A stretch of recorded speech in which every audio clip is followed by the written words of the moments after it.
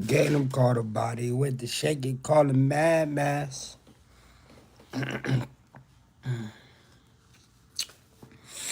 Go ahead, Riser.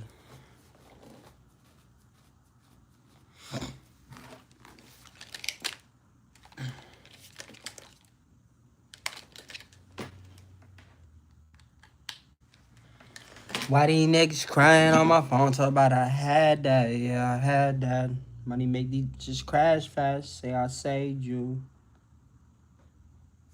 I turns the day into ash cash. Grand Rising, Tip, what's up? I miss you too. How you feeling today, goddess? You alright? You say I say. I be up early. Yeah, man, we gotta start the day off. High vibrations, y'all know we're gonna have a good day today. I'm about to break this shit down. School. We in school right now. Class in session. We got like an hour of class today, man. Make sure y'all got your questions. Y'all know what time it is. I love seeing your name pop up, Tiffany. You know that. You know that. You had a realization. I love I love when you honest. Talk to me. What's been going on? What's been on your mind? Or Tink, what's up, Tink? Appreciate the gifts. Who this 100? Appreciate them. Grand Rising. Y'all got questions? We're gonna wait like 5 minutes though. Tap the screen on TikTok. Go crazy. UK. Oh, all of the UK. Shout out to the UK. What time is it in the UK? Damn. Y'all be having narcissists out there for real. Like, they be in Greece, UK, everywhere and shit. TikTok, y'all gotta tap the screen. Spam that motherfucker.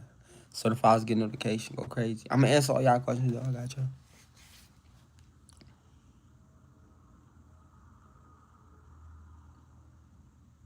Oh yeah, you wrote something. I wanna see what you wrote, Tiff. You a poet. You like a mass magician, you heard? No cap. Something different. My mama. You just woke up? Me too. Grand Rise. You feel me? We here. Make sure you eat your Frosted Flakes this morning. I can't say that word. I can't say that word. Y'all know I can't say that word. I don't want to put a curse on your day. I had to catch myself. No cap. I got questions for me though. It's good.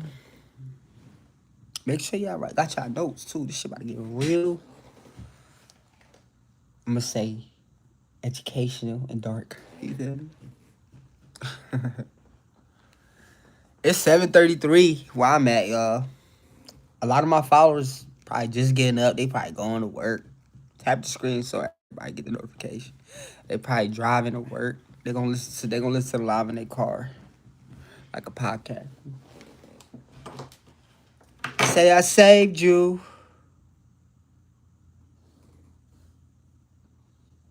Tap the screen, tap the screen, tap the screen. Tink, I appreciate you. Rose, what's up? Grand Rising, Rose. Grand Rising.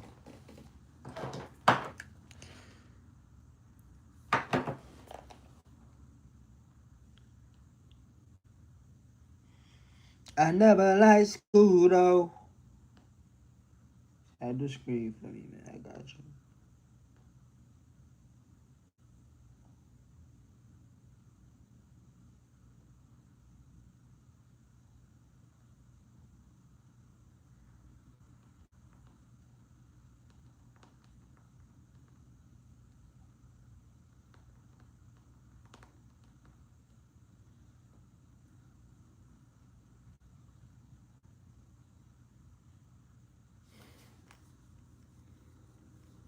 Yeah, you said, do I know what we doing wrong? Yeah, we know exactly what we doing wrong.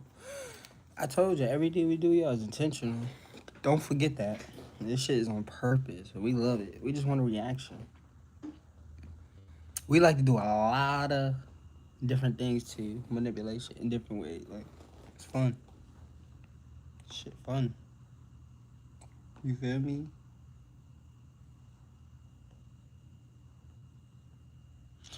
I never liked school though.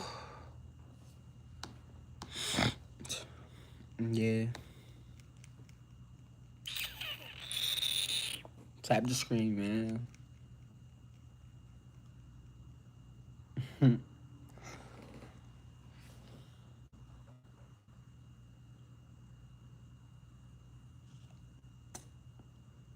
Yeah, I know I'm a narcissist. Yes. We know. We just don't admit. Just because I don't admit it, don't mean I don't know. We all fucking know.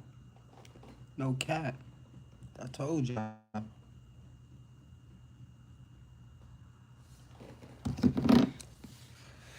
I deny it all the time, but just because I deny it doesn't mean it's not the truth. You feel me? You feel me, though?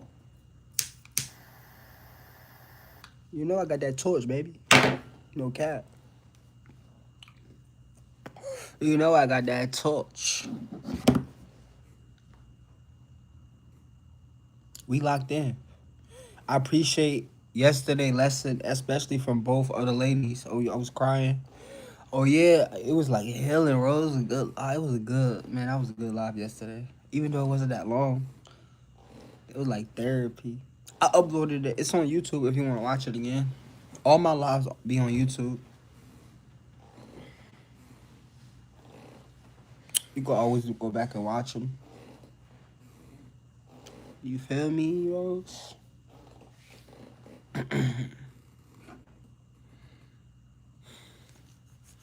Leah, my baby. Grand Rising, Leah. You at work, baby?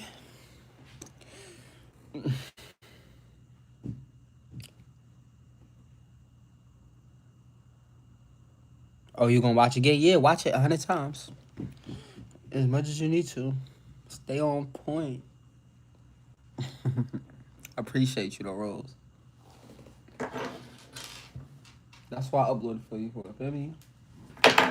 So you can go back and play it back. Sometimes they don't be catching it. They don't be locked in like you do, Rose. You feel me? They gotta catch it. You gotta really go through something with a demon, a narcissist, to understand what we be talking about, man. No cap. You say you from partying? Oh yeah. How you feeling? You had a good night? I hope you had a good fun night. You deserve to go out sometime, Leah, cause man, you be working a lot. Like, I need you to go out sometimes. You feel me? Like, god damn, little baby. I'm happy you went out though, for real. Word. Rich Rising. Hey, yo, I might have to reset the live, bro. I don't think they getting notifications. I'm gonna wait like 5 minutes. Tap the screen. Yeah, I know I'm gonna break this shit down. Yeah, I'm gonna teach. Y'all know we do. But I need people, the most people, we need our A1 here. Day ones ain't here for real. Like, I don't even see Christina. Leah just got the notification. Or I don't know if you saw me on the For You page, Leah, but shit. I was on live already for 5 minutes. I was waiting for you, no cap. You know you the A1 day one. Rachel, what's good, Rachel? Hey. Grand Rising, Jesse. We say Grand Rising, my Puerto Rican queen. We rise our day. Rich Rising. You feel me? We don't mourn. Mourn is the mourn our day. That's death and grief. You feel me, little baby?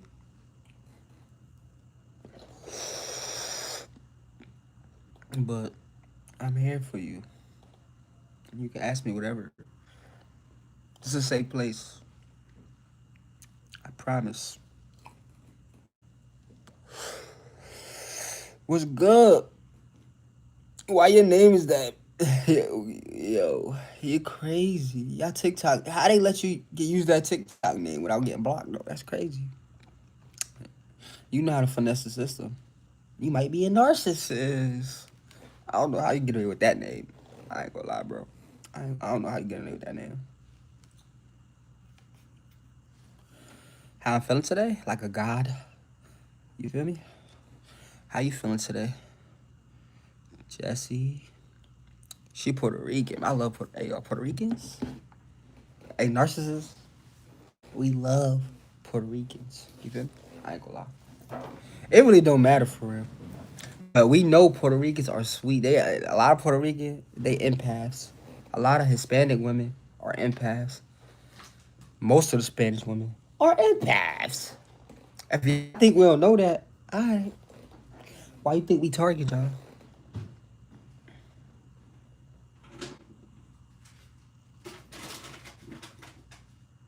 Y'all niggas be saying anything on YouTube sometimes. Come on, I don't know where y'all be coming from, bro. YouTube, what's good? I love y'all. I don't know who this troll is, though. Ask me some real questions. I'm ready to break this shit down like a Christmas tree. Boricua. You know I like when you talk that Spanish. No cap. I got Spanish food. I got some rice, beans, and steak, baby. You want some? Some plátano con salami. Kim, thank you for the gift. I appreciate you. No cap. You feel me?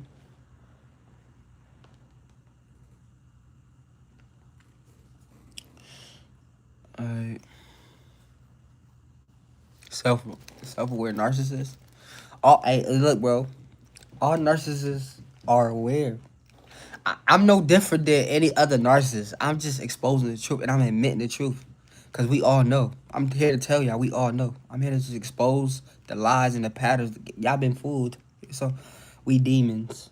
It's a whole different world out here that y'all don't know about. It's just psychology, it's energy. It's not what they be telling y'all in the books. I can tell you that shit. This shit is real life, nigga. Okay. And you not going until you find yourself in the travel bar, then you understand what I'm talking about. What the hell wrote the connection? That's probably why I gotta reach the live. Y'all can hear me? We good? TikTok, tap the screen. Hold on, YouTube. Y'all good? TikTok, you can hear me? Chosen one, what's good, Chosen one? Irma, Grand Rising. India, Grand Rising. I thank you for telling Christy, Grand Rising. Oh, yes, a lot of energy in here. Good energy. Ask me whatever. We here. Y'all know we start our day right. High vibrations only, man. Grand Rising, India, Grand Rising. Stop saying good morning, y'all. Please. Stop saying that. Y'all know I can't. I just can't. Y'all know that should bother me, y'all. Please. Grand Rising. Y'all gotta get used to this.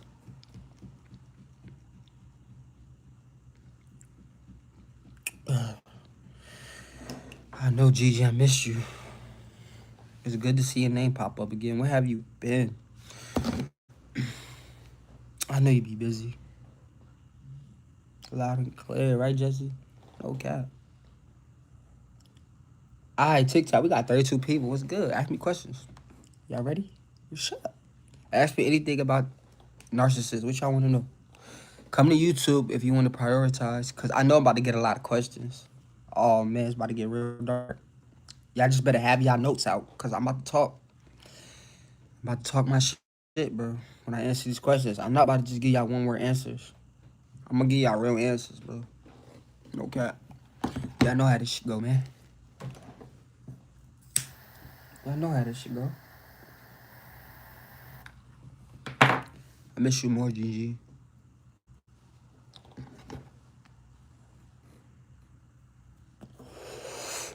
Make sure y'all follow me too, man. No cap. YouTube, y'all can hear me? Just know I'm not ignoring nobody. Somebody asked me a question, bro. I don't see no questions.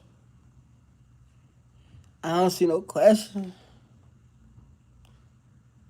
You said right now, do you think you got 30 views because you're exceptional? Yeah, I'm exceptional. I'm not saying I'm above everybody, but I'm definitely exceptional. I'm a god. You hear me? I know myself. I love myself. You a goddess too. Feel me? No cap. You say how does it work being a narcissist? Oh man, that's a good question. I'm gonna break it down. Break it down. I'm gonna break that down. I'm gonna just tell you we operate different. You feel me? My brain and your brain different. You feel me?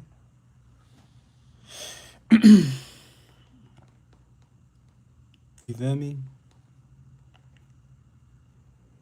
But honestly, I'm gonna say this, y'all. Look, y'all don't understand. Like, she said, how does it work being a narcissist? I hope y'all listening when I say this shit. I'm about to break it down like a Christmas tree. It's like, this how I feel this is how I feel. It's like living in a mirror maze. Like, you see yourself everywhere, but never for real. You know what I'm saying? Like, everything becomes performance. Every emotion is strategy. Every I love you has conditions. You feel me? You move through life collecting reflections, people who will feed the image, like fake image. You feel me? It's shit like that, bro. None of this should be real. People who feed the image you built, not the soul you lost. You get what I'm saying? So you don't connect, you calculate. This how it is being a narcissist. You don't collect, you don't connect, you calculate. You don't feel, you feed. You feel me? We live off validation the way other people live off oxygen. I want y'all to really understand this, okay? Y'all heard what I just said? I said we live off validation in the way other people live off oxygen. The moment we stop getting it, guess what? We suffocate inside. You feel me? See, so yeah, being a narcissist works until the mask slips and you realize you built an empire of emptiness. I told y'all we don't really love ourselves. They be fake confident, all type of shit. We just make this shit look good though, man. No cap. You feel me? You got that answer though?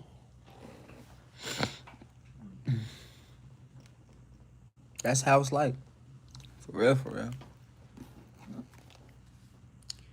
I ain't gonna cap.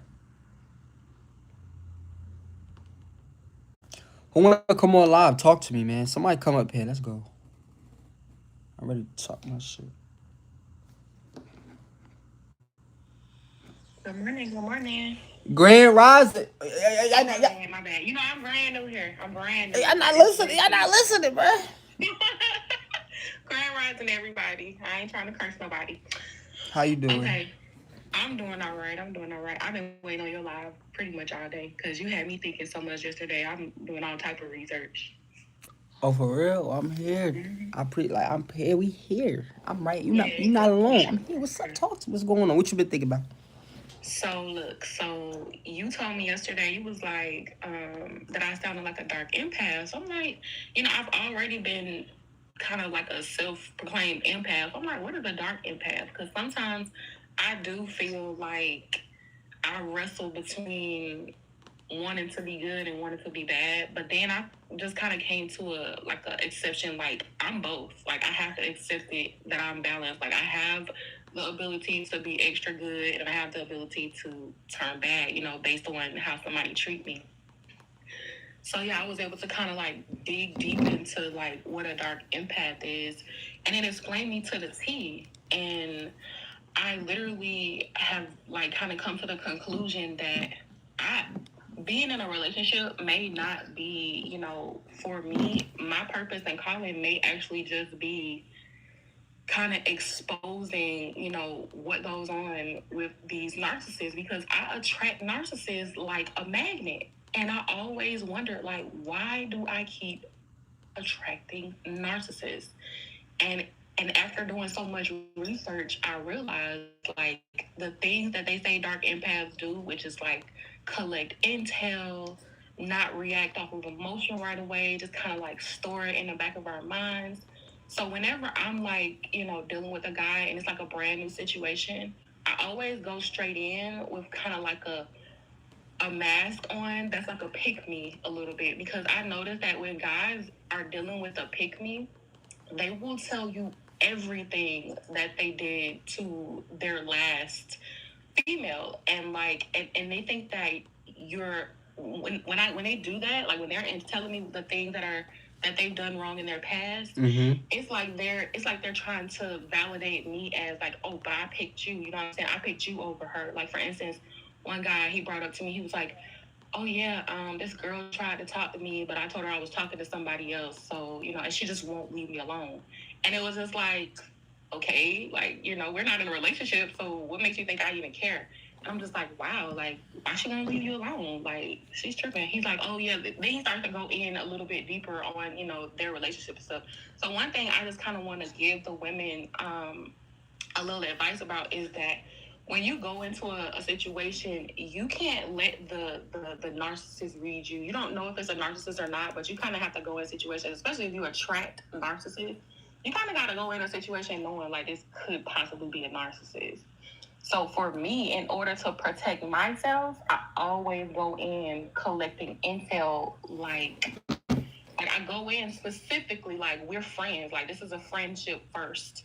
And that's when they kind of like are able to be more open and they want to validate me. Like they want me to feel like, oh, I got all these options, but I'm choosing you. So you have to kind of hone in and let him feel like, like, oh yeah, thank you for picking me. Thank you, you picked me.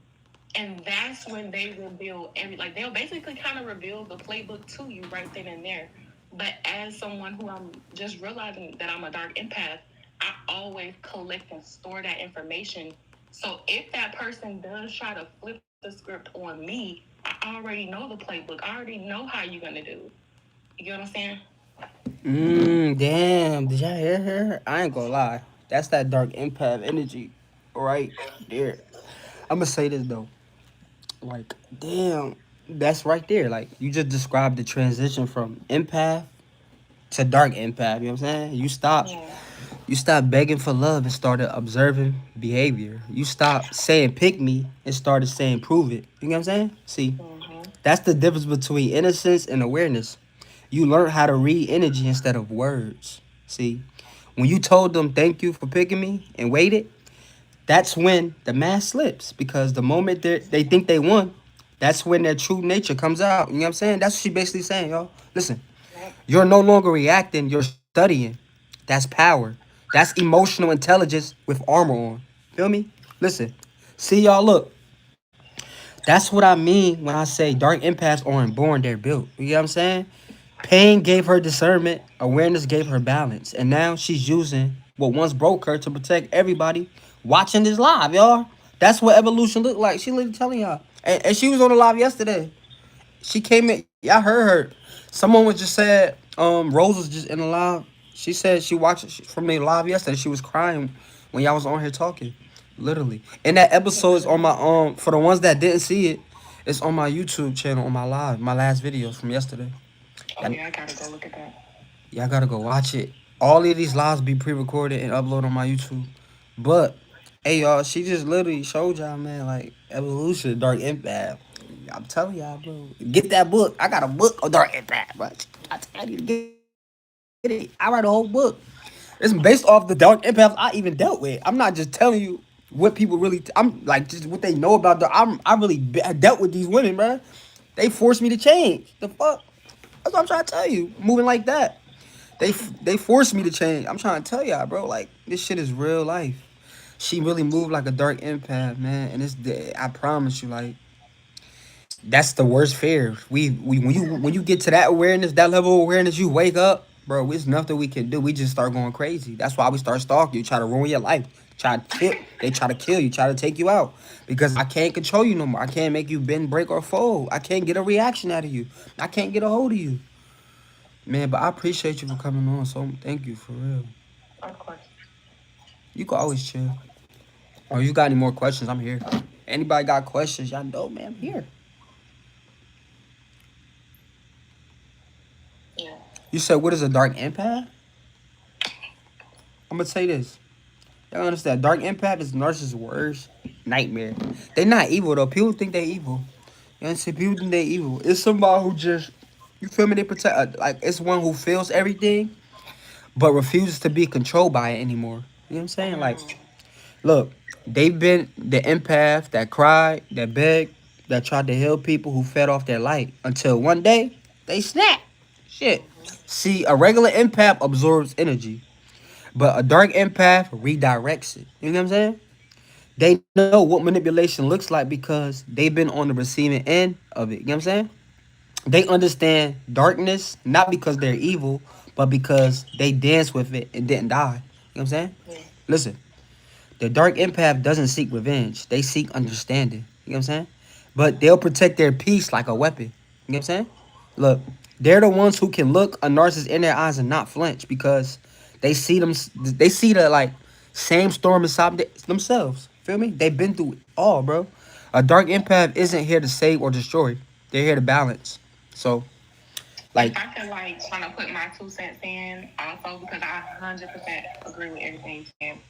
oh yeah, go ahead. But for me, what turned me was I used to be just a straight empath, and I literally would people would trauma dump on me, and I would walk away from the trauma dump hurt, with that same pain that they had.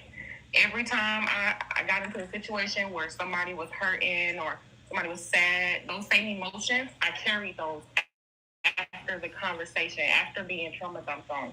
It wasn't until I found out that my daughter's father was in a relationship with a girl who called herself a Bruja witch.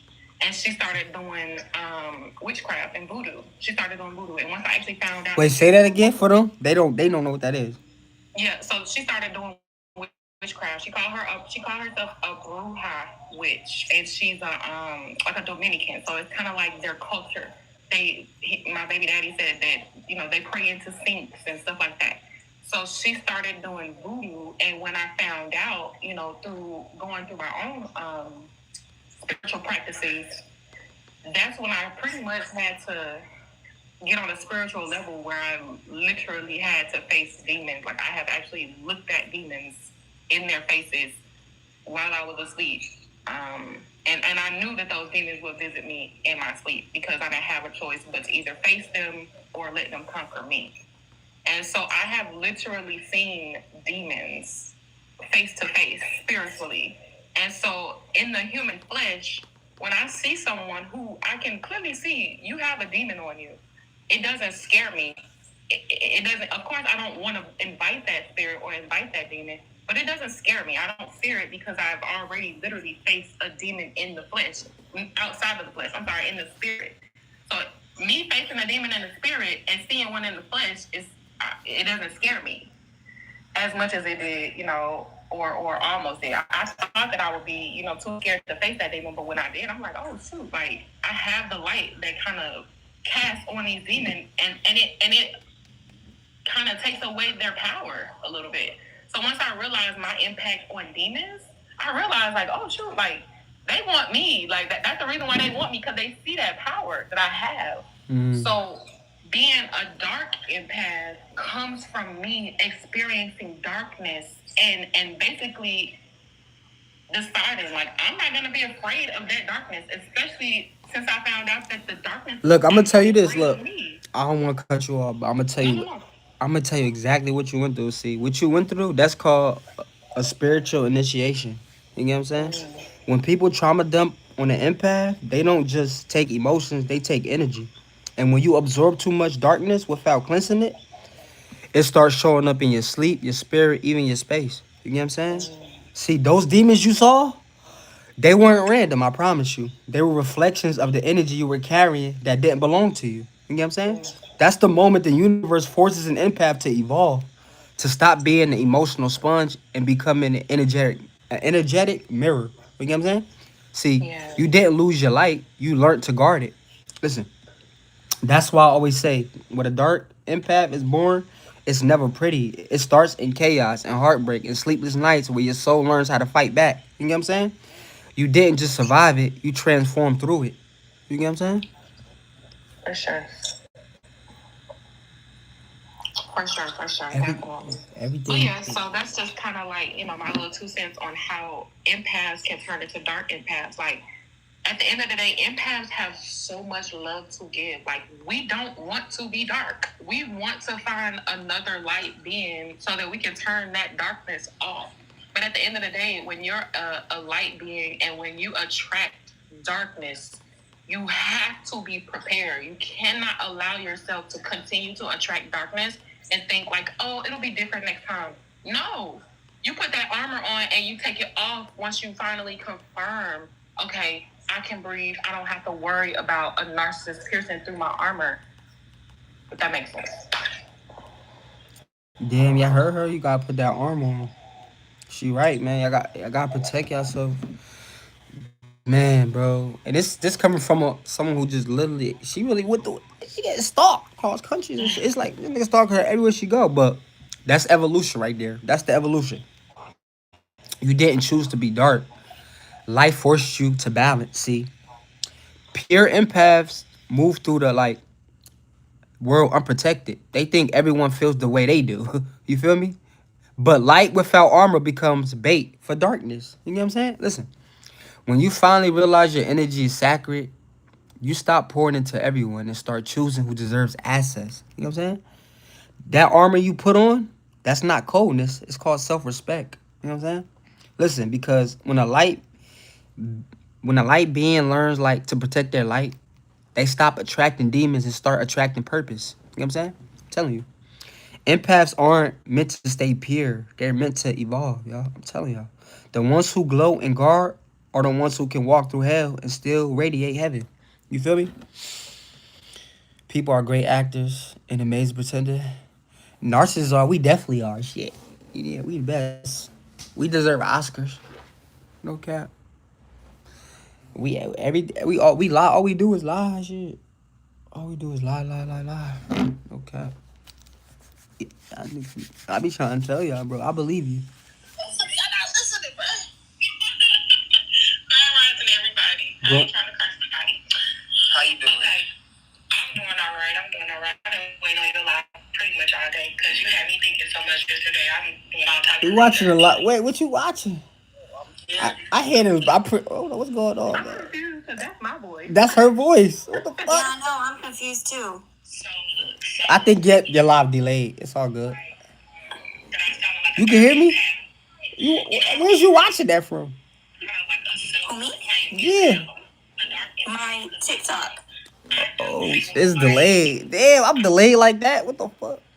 I'm confused right now. Try dropping off the live and then try coming back. Yeah, leave the live and come back. Yeah, leave and come back. Who, me? Yeah, I got you. Alright. I think she watching it. What the hell? It's all good though. Anybody got a question? I heard your voice. I'm like, oh shit. Why she got the same questions as me? But yeah. Hold on, she trying to go back. What she watching? I think you gotta mute your whatever you watching me on. You feel me? Okay. What's up, man? Is that better? Mm-hmm. Alright, cool. How's everybody doing today? Good? Yes, Grand Rising. Okay. Well, Mir, I just wanted to ask you if I could just read something else that is good. I just thought it might enlighten some people too. It's a little symbolic, so I don't know. You know what I mean? Some people might understand, but some people might not. But it's good. Yes, go if you don't ahead. mind. Take the wheel. All right, you awesome. I appreciate you. Okay, it's called Love Poison. I was addicted to you like I was like an addict on drugs. You were poison in my veins. When you touched me, it was like I died and came back again. I tried to hate you and all the false-hearted love you bring, but when you looked me in the eyes, my heart just sang. Small doses of something like peace, but that fucking Fugazi love brought nothing but pain. So I say I lost my self-love in you. In the beginning, you sold me on all your promises and left me hanging and addicted to you. The poison in my veins. I told myself our toxic love is wrong, but it feels so right. Believing the lies like a thief in the night. You stole my heart my whole fucking so-called life, but the thought of losing you made me sick, so I fought the battle just to lose the fight. I lost myself, and then I lost in the you that I met. Now I got memories that are scars that I'll never forget. I was bitter before, but it took a couple years more to realize that I was addicted to this Fugazi love. Couldn't what did I write? Take your time. Just get Sorry, I couldn't read you my good. Just writing. make sure you get the words out right. It don't matter if you mess up. Yeah. It don't matter. It's okay. Just take your time. Just get the words out so they can hear what you saying. Couldn't tell if your heart was in it anymore, but I'm not mad. I just want to say thank you for being a mirror. It was my own shadow that I feared. Light isn't always gentle, and darkness isn't always cruel. And when our eyes locked that day that I met you, it was like a magnetic pull, and heaven opened up the door for hell to come through. I wouldn't change a thing, so I release you with love, still addicted to you like poison in my veins. You were meant to be a king, and I was meant to be a queen. We were destined to meet, and this Fugazi love, so the light could, oh, hold on, okay, all right, hold on, I just wrote this, okay. You fine. We were destined to meet, and so that the poison in my veins needed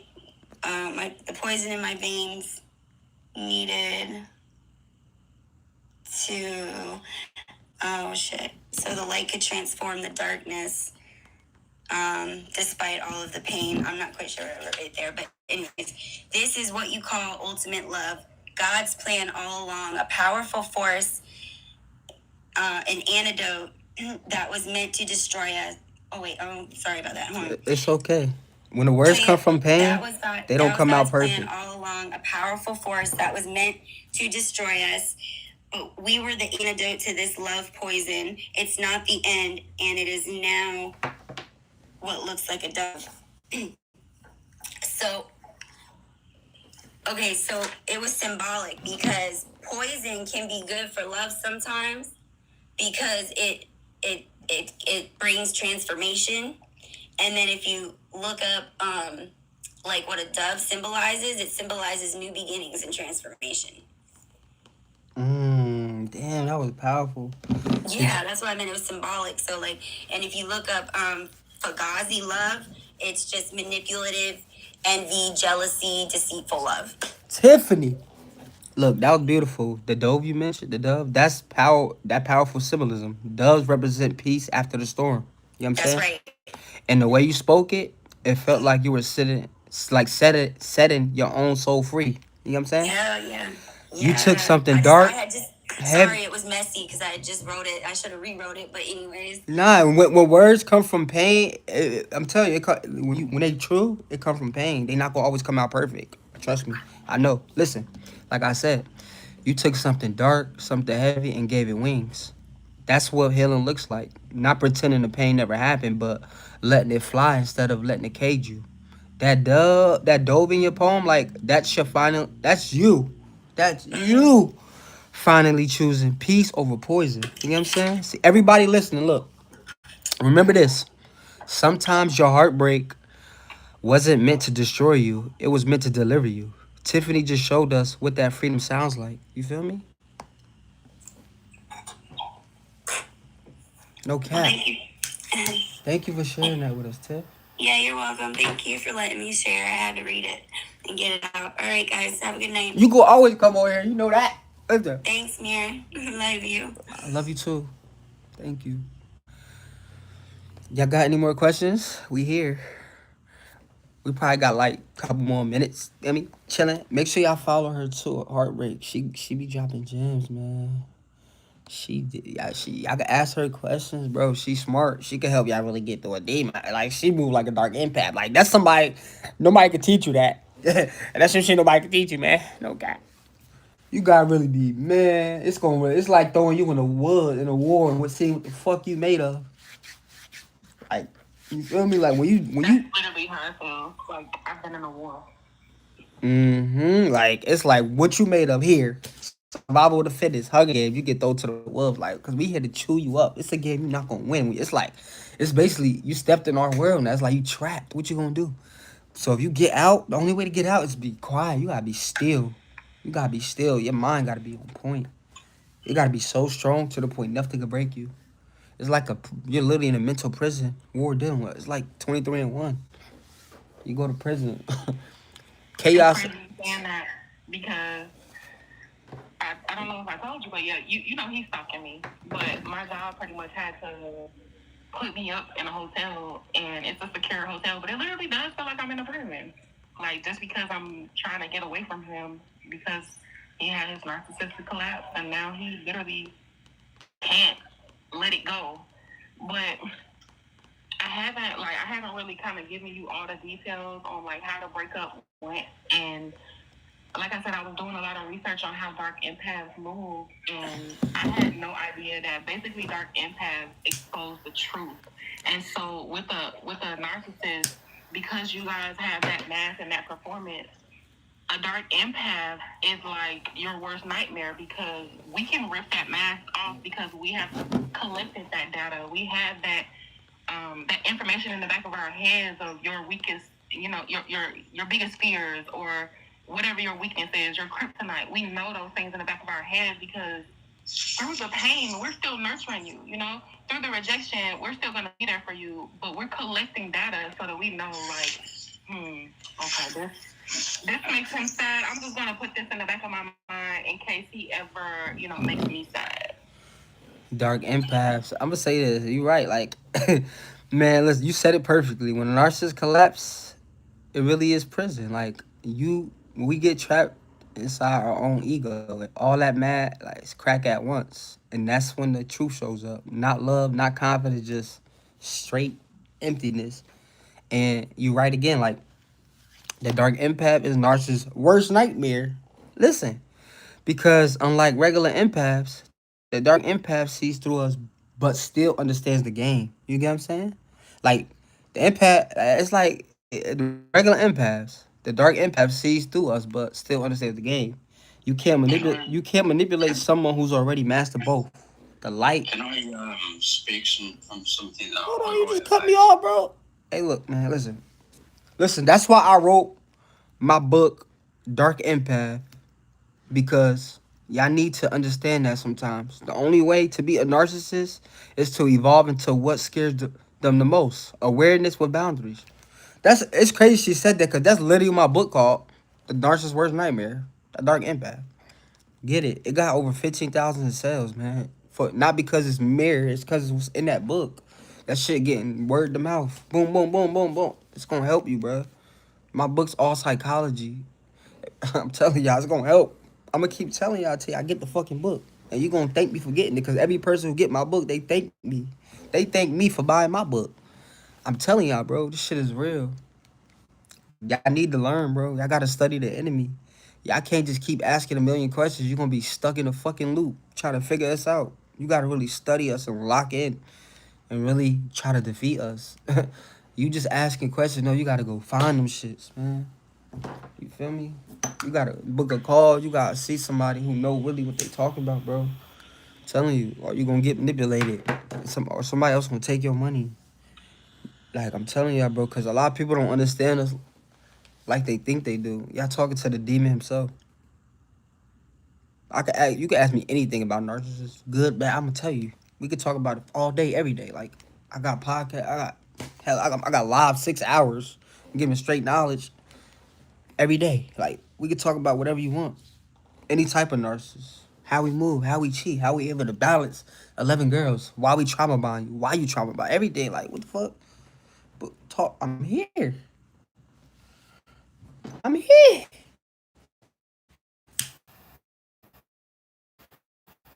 That's the only way you're gonna defeat us. You gotta really. It's a war. We don't play. Once we start losing control, watch the demon. The mask. You see us. Niggas gonna start trying to take the kids from you in court. If we married, we live in the same crib. We married. We got kids. And you try to leave a nigga, I can't control you no more.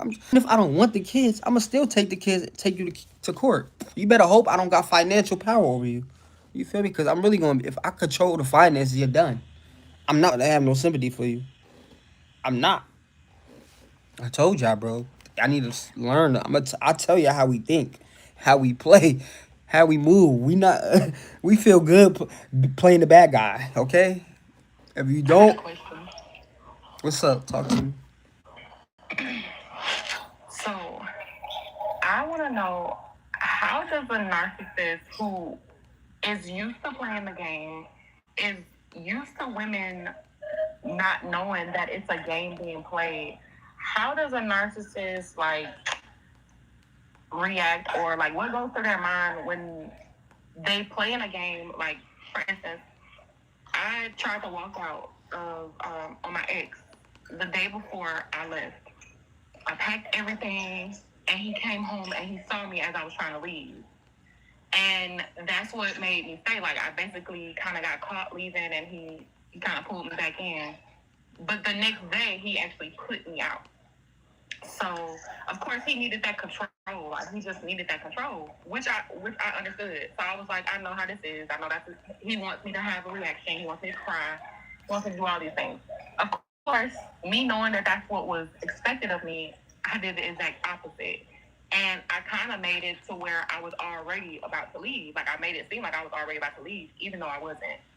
But, like, I could see, that's what I was telling you yesterday, like, I could see that rage in his eyes. Like, I had never seen that before. And he was so calm, but I could see in his eyes that it was almost like smoke was coming out of his ears. So, throughout the past week, like, it has been a game. It's literally been a game. Like, when I left his house after he put me out that next day, I called the DV shelter, and the girl who recognized his name called him. And she alerted him that I was trying to come to the shelter, and they told me, hey, no, we don't have any beds available for you. Sorry, we can't do nothing for you. And that's what he told her to say. But the very next day, like I said, he didn't know that I had money. So I went ahead and just rented a hotel for the next 3 days. And it was still in the area where he lived. He didn't know I had money. So that right there kind of counteracted his trying to control me, being able to have somewhere to stay for the night. He didn't know I had money. I just wanted to keep saving my money, so I decided if I can go to the shelter for a couple of days, I still have enough money to just be able to do whatever I want. So yeah, I went to the hotel, spent some time on the beach. Whole time this man has a tracker on me, and I didn't even know it. I spent time at the beach, take pictures, posted them on Instagram, like normal. Didn't even know he followed me on Instagram. The very next day, knowing that he was directly connected to the lady who was at the shelter, I had a feeling that he was, but I didn't know for sure. But one thing he didn't know is that I'm an investigator. So I kind of took it upon myself because I didn't like how basically he had me domesticated. He had me washing his clothes. I had to clean up his room, straighten up everything, organize everything. And in my mind, I'm like, this man that domesticated me used me to clean his house. And now the next bitch is going to come in thinking this motherfucker got his shit together. Oh, hell no. So, of course, I created a plan of action. And unbeknownst to him, I'm an investigator, so I was able to pull up the property records, and I contacted his landlord. His landlord, let the Lord know. I was like, hey, do you know the condition of your property? So that's another thing. My ex would basically control me and use control because his property that he was living at was pretty much like everything was okay except for the bathroom. So the bathroom was like the sewage wouldn't go down. Like the toilet was disgusting. It always had poop in it, and it was always overflowed. And so I ended up having to go purchase a Planet Fitness membership just to take a shit in the shower. Y'all, it was just so abusive. And of course, he didn't like when I left the house, but there was always an issue with that. But I didn't let him know that that's the reason why I got that membership, because I was too freaked out and disgusted to even use the bathroom at his house. Like, he didn't know that that's why I kept going to the gym. Every time I go to the gym, he's like, where are you going? Where are you going? Why are you leaving? So I contacted the landlord, and it was like the contact landlord like 8 o'clock in the morning. On the dot, I called him. I said, yes, I was actually staying at your place, at your property for about a week and a half, and yeah, the condition is really bad. And I actually almost fell through the floor, which I did. I almost fell through the floor twice, and I think I saw a rat. So yeah, so as soon as that happened, of course, he contacts my ex, and and like I said, I didn't know that he was a part of the shelter situation, but I'm literally just playing the game silently. I have not talked to my ex at this point. I'm just kind of making moves just based off of, I guess, emotion, but still knowing that this man has played a game with me. And I'm like, I'm not going down without a fight. That's pretty much where I was. So yeah, at that point, I had contacted the landlord, and then I took it a step even further, and I contacted animal control because his dog had an ear infection, and he refused to get it treated. He refused to get his dog treated, and his dog was so sweet. I felt so bad. So yeah, I contacted animal control, and so all of these things are happening, and my narcissistic ex is no longer able to perform. These are things that are real. Like, he can't hide behind, him being a hometown hero, because in his hometown, people adore him for being a hometown hero. But this hometown hero is living in a house that's condemned. He doesn't treat his dog, and he doesn't, get the dog cared for. So these are things that I'm exposing. And this is before I even realized I'm a dark empath. But I have exposed him, and this is what's really driven him to stalk me, y'all. So when people say, oh, how do you get a narcissist to be obsessed with you? You don't want a narcissist to be obsessed with you, because that shit can literally lead to you being dead. Like, it's gotten to the point where I didn't think that this would escalate to this point, but that's when, once he kind of got exposed, like, that's when the obsession started. And now, I wanted it to be, I'm not going to say act like I didn't want him to be obsessed, but I didn't want it to be an unhealthy obsession, of course. Nobody wants that. So now I have to deal with a stalker. I have to go to court Tuesday to show the judge that this man has been gang stalking me with I'm just learning these new terminologies, the flying monkeys. He has had over 8 people follow me, and I'm in Charlotte. This man lives in Georgia, stalking me from Georgia, South Carolina to North Carolina. I have police reports in Georgia, South Carolina, and North Carolina. These people have literally tried to make my life a living hell. But I have always had a defense. I'm not on the offense. They are. I'm on the defense, and I'm winning. So yeah, that's it. Damn. Y'all heard that? I'm gonna say this. Like, she just defeated a demon, man. Man, I ain't even know some of the other stuff you told me too. But listen, that right there, that's what it looks like when the narcissist lose control over the one they thought they owned, y'all. Like, see, when you packed your stuff, you broke the spell. The moment you show, that's the moment, like the moment you show strength. And when you did that, he panicked. You know what I'm saying? He panicked. You know what I'm saying? Because control, not love, is what keeps us alive. You know what I'm saying? That's why he made you stay and then threw you out. He couldn't stand you choosing yourself. He had to rewrite the ending so he could feel powerful again. You know what I'm saying? The rage you saw in his eyes, that was the collapse. Feel me? Remember you say you ain't never see a rage like that in his eye? That was the collapse. That's the demon realizing the host woke up. Feel me? See, and what you're doing now, like contact the landlord's document and standing up, that's not revenge. That's liberation. That's you taking your power back in a system that counted on you staying scared. You know what I'm saying? See, you're not just surviving him, you're exposing him. That's dark empath energy. The kind that turns pain into protection. See, let me be real with y'all. When you take your power back from a narcissist, y'all, they don't just disappear, they spiral. But every time you respond with discipline instead of emotion, you starve the demon. Keep doing exactly what you're doing. Smart, strategic, and silent. You already won. Damn, she damn near. This how you beat a demon, man. I don't know. Somebody, the reason, remember when I hopped on and I said, I feel like, my purpose may just be to kind of expose those demons or, I guess, balance out, because I had kind of told someone, one of my exes, I kind of told him what was going on, and he was like, basically he told me that I fuck niggas' lives up and leave and stay gone.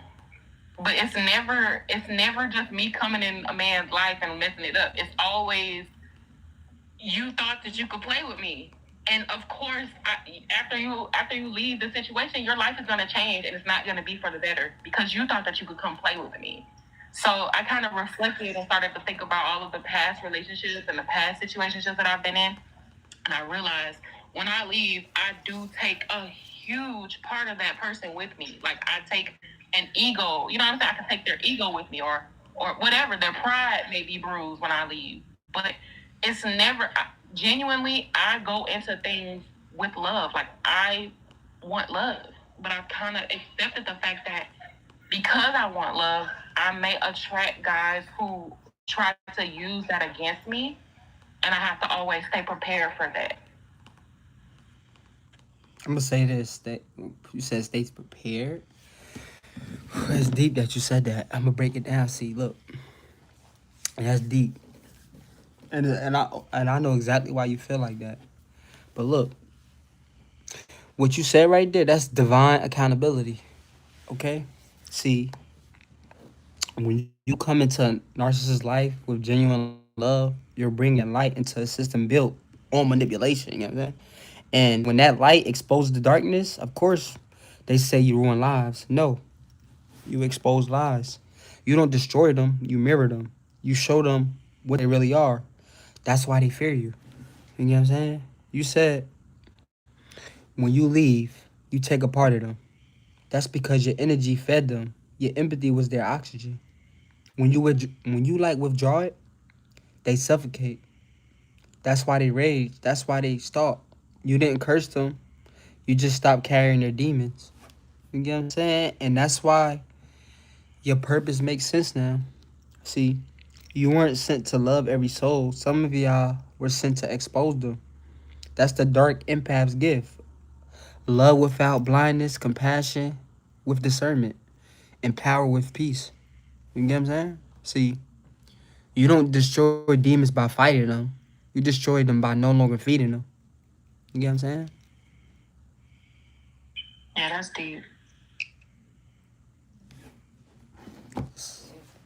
You already won.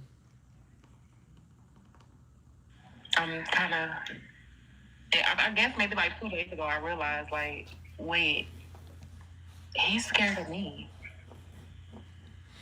Not me scared of him. Like, people kept telling me, like, why are you scared? Like, he should be scared. And I was like, you know what? You're right. That's when I stopped being scared. Yeah, see, I'm telling you, we definitely scared.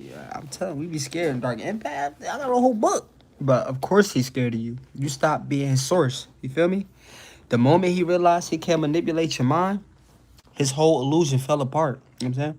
Narcissists aren't afraid of you physically. They're afraid of what you see. You know what I'm saying?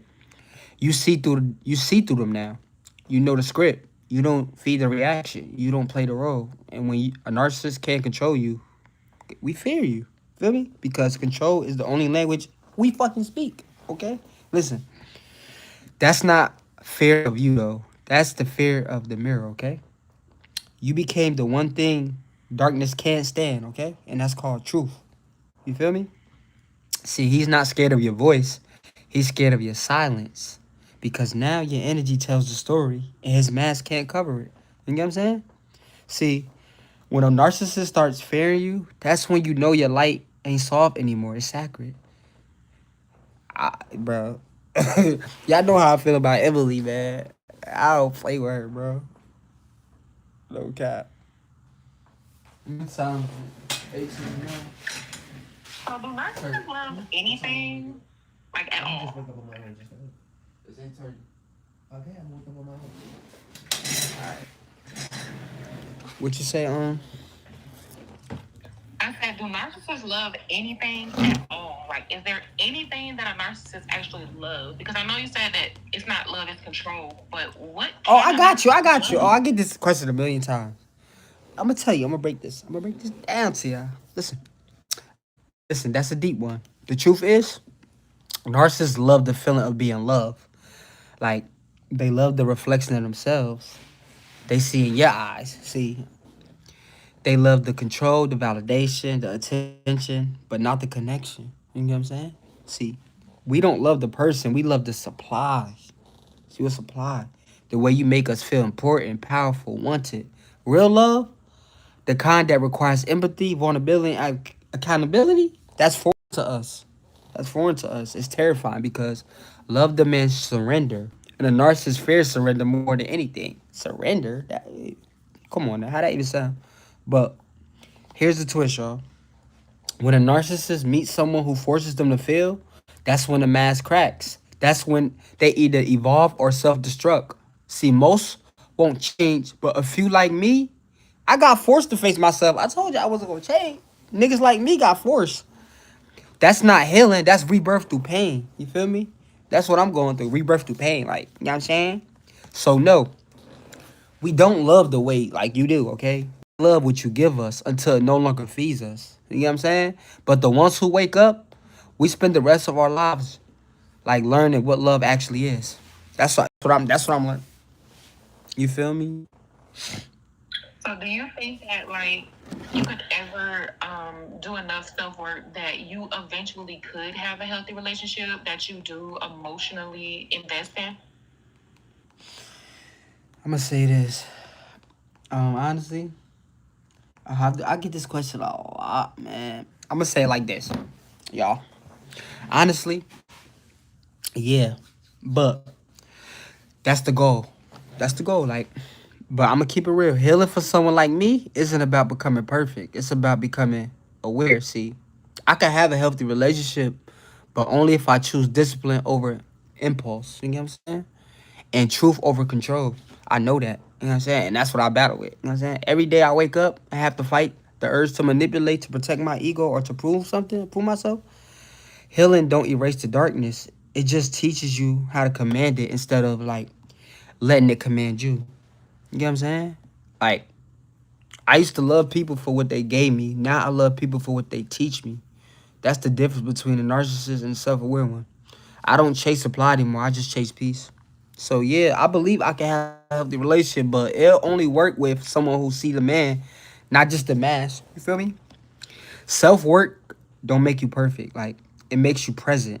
And when you're present, love become possible. You feel me?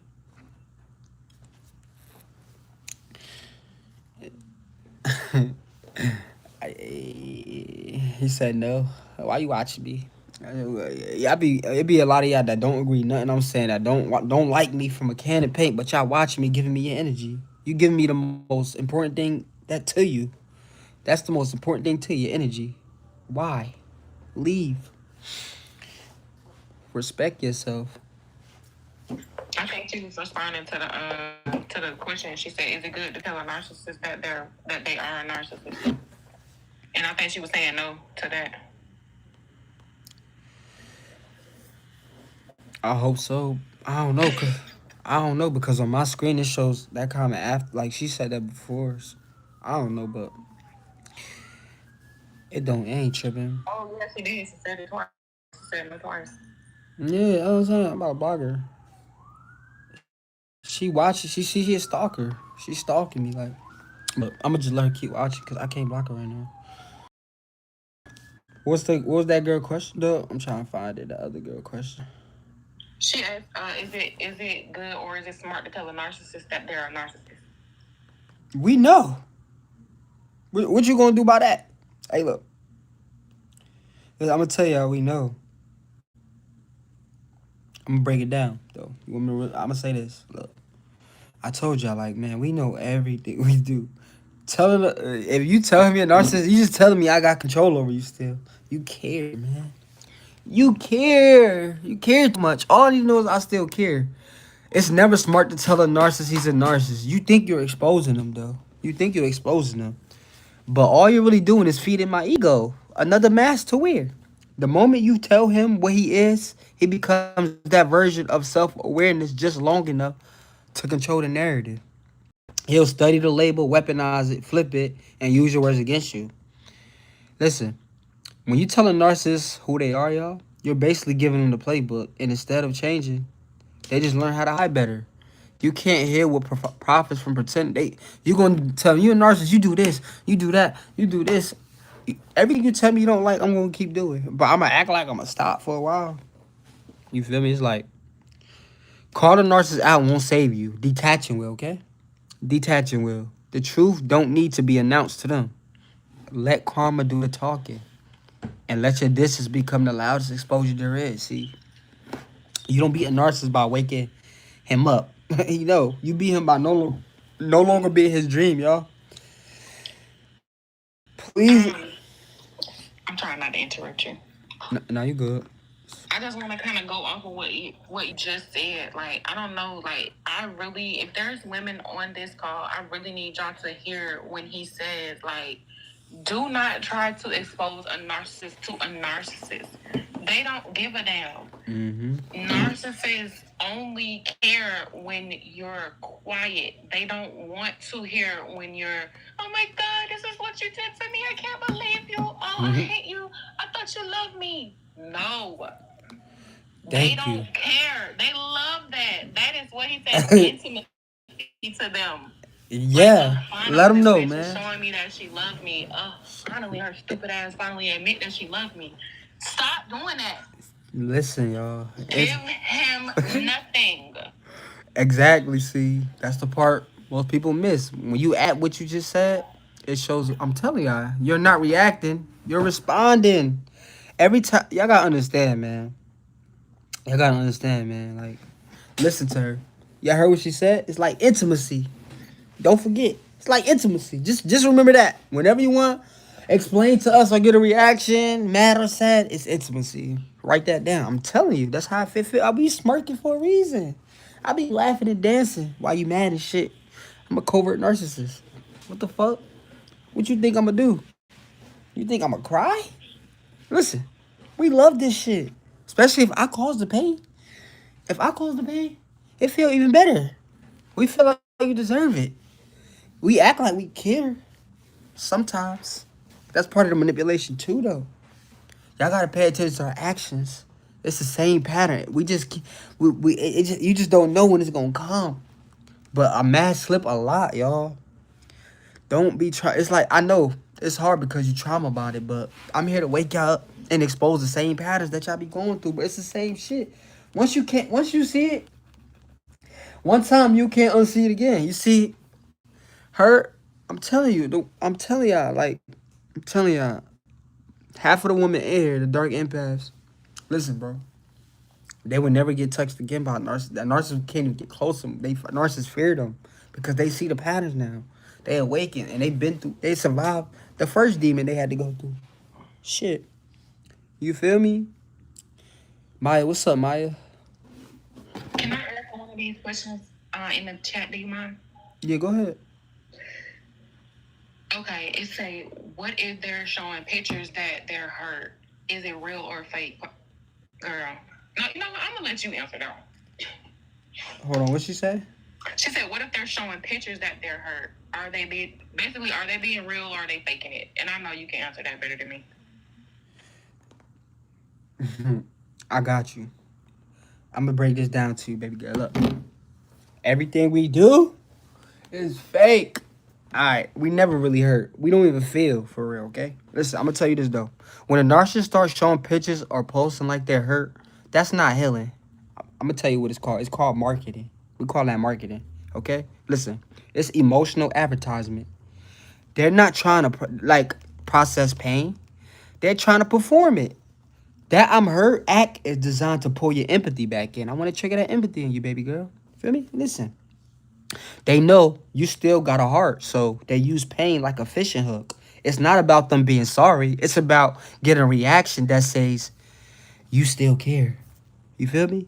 Listen, understand this. Narcissists don't heal, they rebrand. They'll cry online, post sad quotes, play victim, all to rewrite the story. I'm about to reset this motherfucker, man. Listen, the goal ain't peace, y'all. It's control through sympathy, okay? Y'all need to write that down. The goal ain't peace, it's control through sympathy. If they can make you feel bad for leaving, they can make you stay again. You know that? You feel me? They can make you stay again. You feel me? They can make you stay again. No cap. Don't mistake a performance for repentance. I be trying to tell them that, Tiff. You feel me? Y'all gotta understand, real healing don't need witnesses. It needs silence. You feel me? If they truly felt pain, the pain they cause, I'm gonna say this. They wouldn't be showing you pictures. They'd be too busy feeling it. I'm telling you. Showing you pictures. Right, like who takes pictures of themselves in pain? Pictures. Like, for real.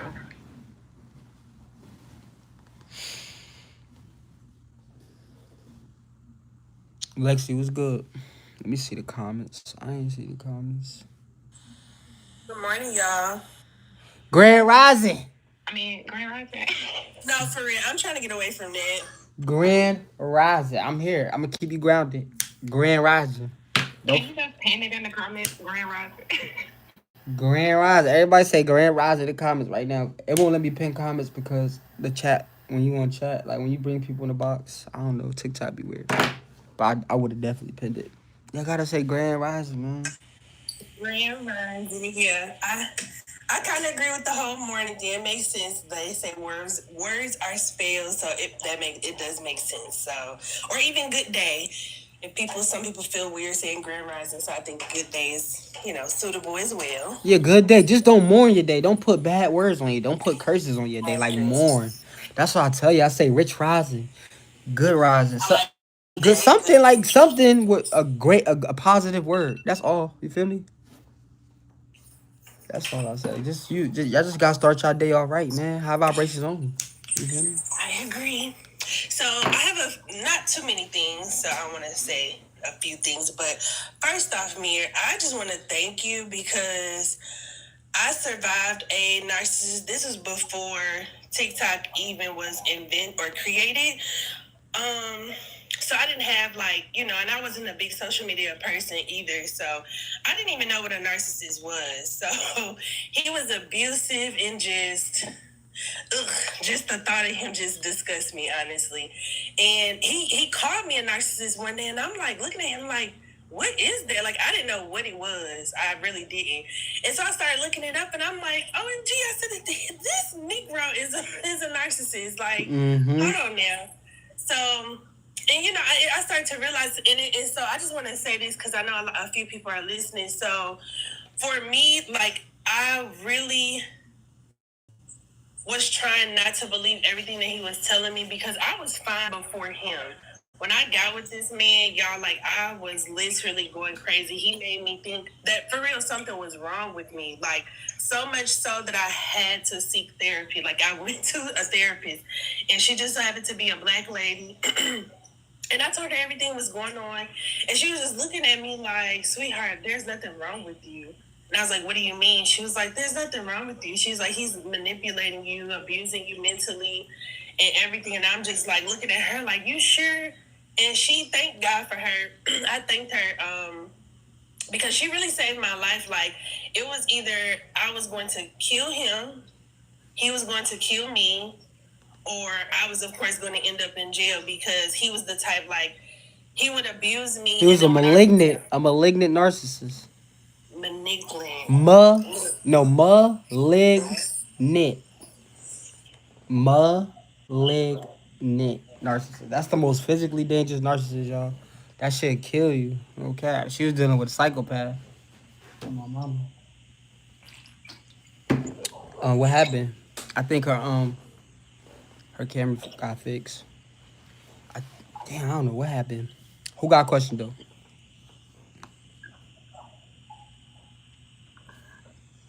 What's up, V? How you doing? Oh, my bad. I clicked out. Oh, you still here? Okay. Yeah, I'm sorry. Look, I'm trying to take notes because when I found you, I've been sending it to everybody because I feel like this word has become popular, and I hate for people to throw stuff around. But could you spell that word malignant? If I'm saying it right. Malignant. Mm-hmm. Malignant.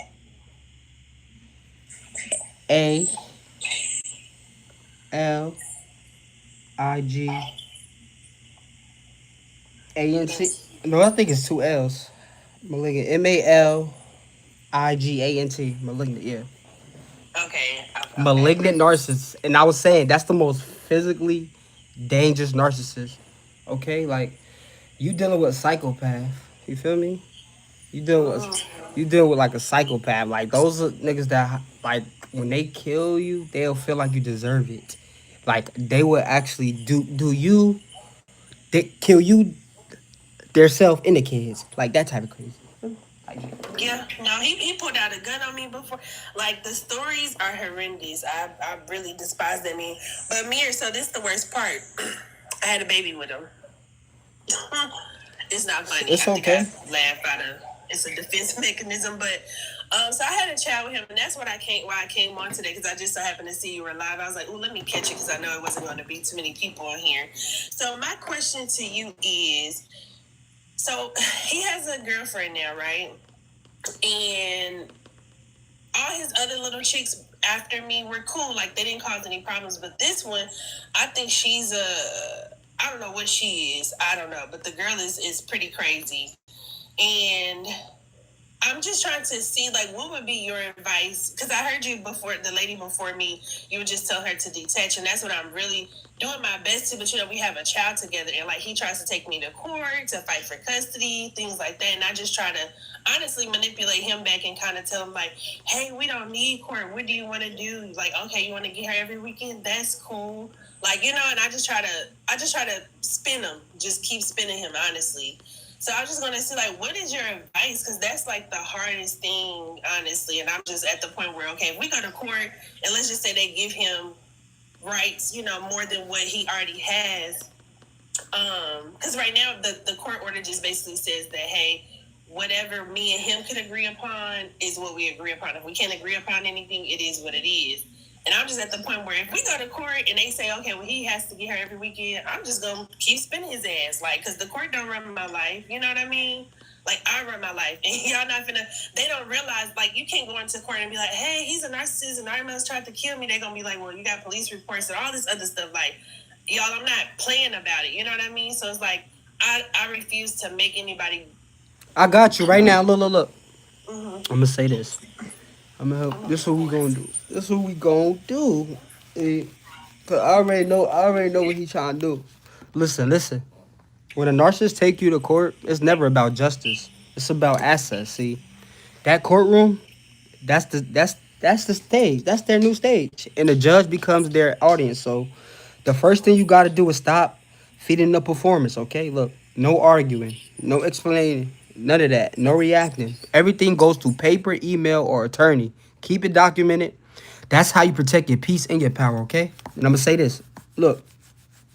You don't need to be scared of court, okay, baby girl? Look, you need to be prepared, okay? Narcissists hate structure because structure exposes them, okay? Listen, let the paperwork speak. Let their inconsistency speak. You don't gotta prove you're good. You just gotta stop letting them prove you're emotional. You know what I'm saying? You know what I'm saying? Listen, he already lost you. Court is just his last attempt to make you dance, okay? Listen, but the moment you stop reacting, he ain't got no rhythm left to control. You win by staying calm, not by fighting back, but by outgrowing the fight. You get what I'm saying? Listen, this is what you need to do. Document, detach, and disarm. That's how you beat a narcissist in court and in spirit. Don't be scared of court. He just trying to scare you. You know what I'm saying? You get what I'm saying, though? No, I do, swear. I really do. I swear I thank you so much. Because that's what I said. I was, the first time I was like, it's just a scare tactic. And literally what you just said is what I was thinking. But I'm like, who better to hear it from than a narcissist and get advice, Yeah, because I would be saying the same shit. I'm going to say this, though. Look, I got you. You right. I'm just confirming what you already knew. But I'm going to say this to you. And I'm gonna break it down for you. So I'm gonna give you more reassurance. Listen, that's like you said, it's a scare tactic. That's all it is, a scare tactic. Narcissists use the court system like they use emotions to make you panic. You know what I'm saying? They want you anxious before you even walk in that room, so you'll fold, explain, or react, and that's how you will lose the case. But court runs on facts, okay, not fear, okay. I help women every day beat cases. I'm on one-on-one calls every day. I know how we play, okay. That shit, we want you to be scared. I'm gonna tell you, he can lie all day, okay, but the system moves off proof. And narcissists always leave a trail of their own mess. We lie so fucking much. We be forgetting. Feel me? Listen. You don't need to be scared. You just need to be solid, okay? Keep your documents, stay quiet, dress calm, speak with confidence. The moment you stop reacting emotionally, he loses his weapon because the court can't be manipulated the way your heart was, okay? Listen, don't let him use fear to keep your spirit small. You already survived him. Court is just a paperwork version of closure, okay? This is how you got to look at it. You survived him now. You got that closure. Now you just need a paperwork version of closure. Walk in with peace, not panic, okay? He's not taking you to court to win. He's taking you there to see if you still care. Show him you don't give a fuck. You hear me? You hear me? Did you hear what I said? Cut out, I'm going to say that again. Cut out. Yeah. Yeah, I said he's not trying to take you to court to win. He's trying to take you there to see if you still care. Show him you don't give a fuck. You don't care. He's just trying to take you there to see if you still care. We don't even care about court. You feel we don't even care about the kids. I'm saying we just want to fuck with you. I'm trying to tell you. That's what I'm. And so, look, so for all the ladies on here, because I see some of the ladies saying, that they have a similar issue or what have you, get on Talking Parents app. Talking Parents app. I don't pay for it anymore. The free one, it just allows y'all to talk, but it's documented and you can journal in there. I journal in there as well for everything that's happening. But I also wanted to say this. So, as far as his girlfriend, like, how do you suggest I handle that? Because, like, he be saying he care about my baby, and, like, granted, he was there from the time she was conceived until, honestly, this new girlfriend, and she got older kids over there, Mir, and it's like they already fought his other daughter with another lady. They literally fought the little girl. She's 14, and I just don't want my baby over there. These kids are unruly, they smoke, they, are sexually active. My baby is 8 years old. These kids are like 13, 14, and up. Girl, if you have proof, take that to court. I do. I have a lot of proof of a lot of things, yes. I'm going to say this. I got you. This is what we're going to do. Look. Yeah, I'm going to say this, man. Yeah, you see what they say in the comments? I be reading the comments, but yeah, look, that's what boundaries turn into protection, okay? This is what boundaries turn into protection. You're not being controlling, you're being a mother. If he's with someone new, that's his choice, but when your child is around, that environment matters, okay? You got every right to protect your kid from spaces that ain't safe or stable. So the first thing you do, I told you, you document everything, okay? Who's around your child, what's been exposed, what's being smoked, all this shit, okay? It's all gonna help you in court, I promise you. Don't argue with him, write it down, okay? This is what we do. We play chess. Don't argue with him, write it down, screenshot it. Keep track of dates and times because if it ever goes back to court, you don't want to sound emotional. You want to sound prepared, okay? Listen, narcissists use their new partner as a weapon. They want you to feel powerless seeing your kid in that space. That's what he wants you to feel. But what they don't expect is that you'll stop reacting and start recording. He ain't gonna expect that. You feel me? Listen, you can't control his house, but you can't control your response. You get what I'm saying? And when you move with structure, not emotion, the system protects you, not him, okay? Listen, you can't fight chaos by matching it. You fight it by moving smarter. Protect your child, not your pride. Boundaries don't make you bitter. They make you a guardian. Okay? That's your legacy you protected. And any mother in here that's doing it solo, that's strength, not weakness, okay? I got you. Thank you so much. And I totally agree because ever since really, so his girlfriend took me to court, Mir. I'm so tickled. When they fought his other daughter, she took me to court for domestic violence. And it was literally a joke. She was in there telling the judge, literally like arguing with her, like she want her baby daddy back, and I'm just, I'm looking poised. She got on Jordans and jeans with a so-called button up. I'm in there with a skirt on and heels, and and I'm just sitting there looking poised. Of course, I'm the defendant, so the judge was like, "You part of the problem." And I'm just, I didn't say anything. I didn't have a rebuttal for her. I was just looking like, hey, it is what it is. But she dismissed it. But it was just so funny because it's like they literally trying to get documentation, like you just said, to show that I'm an unfit parent. She thought she was going to win the case, but in reality, you should have took the lady who came to your house to get a watch or what have you. But anywho, that's who you should have, pressed charges against and got a protective order against. But they chose me, of all people. So you're right. Everything is just a tactic for them at this point, and that's what I'm doing. I'm taking. But ever since the court date, he has not reached out to this baby. Has not. And I honestly think she mad the girlfriend told him not to, because she's probably like, you had me in court with her and blah, blah, blah. So, forget her and the baby. And honestly, I think she's a blessing. Hey, look, I'll tell you why he did that. I could tell you why. I know why we do everything, man. Look, that silence, I'm telling you, like, first, the court stuff. That silence at the court, that's not peace. Narcissists don't stop caring about the child. They stop caring about you having peace. You know what I'm saying? Mm-hmm. Listen, you said since that court, you saying like since that court, like he haven't said like, or you talk about before, like I want to know if the story right, because you told me she took you to court, right? Right, she took me to court, but he helped her fill out the paperwork because he works. And they lost the case. The case got dismissed. Okay, and then after that, he didn't contact like the kid after that. Or are you saying that now about the kid? No, so after that, so when she was filling out the paperwork, he was reaching out like, "Hey Maya, can I see her this weekend?"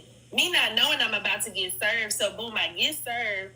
And once I read the paperwork, I didn't reply back to him because I'm like, y'all got a protective order against me, and he's on it, right? So I'm not gonna be in trouble by contacting y'all. You get what I'm saying? It was a temporary order that was granted until the court date. So when we went to the court date, he was not there. It was just her and her friend. The case got dismissed. Yeah. And ever since then, one time he did call, and I did answer. I let the baby talk. I didn't say a word. And I let my baby talk.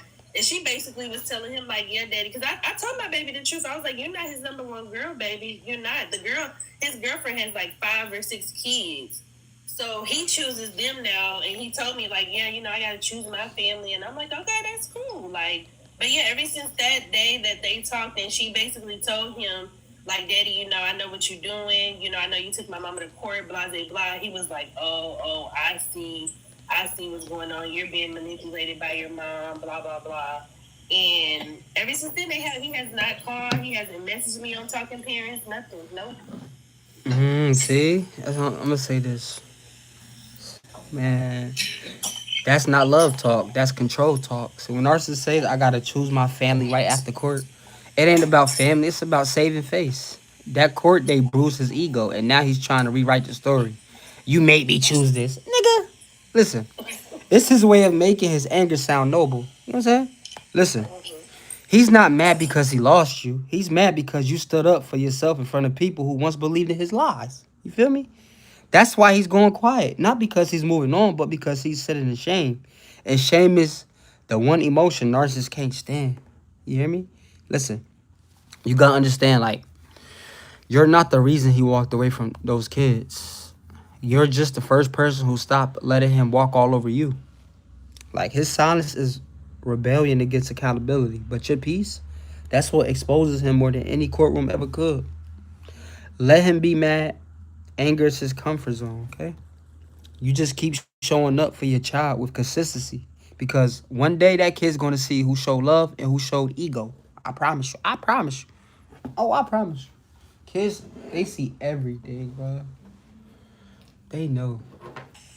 Yeah, I agree. She's starting to give it, because thankfully I have a good non-abusive, non-narcissistic medium in my life. And I told her, I was like, even him, like, he could leave if he wanted to, like your daddy, and treat me wrong and all of that. But he chooses to stay and be, a stepfather, but yet a father to you. So she gets it. I'm like, you are number one girl. You're not, your biological dad's number one girl. Clearly, you know what I mean? So she's starting to get it. She don't ask about that man. She don't bring him up anymore. And I'm pretty sure it's gonna continue to go that way. I pray, because he, like you said, he the most. Now, is he the most dangerous type of narcissist? Period, or just like physically dangerous? Hold on, say that again. My alarm clock had went off. It's okay. I was asking, is he like the is he the type of most dangerous narcissist, or just as far as physically?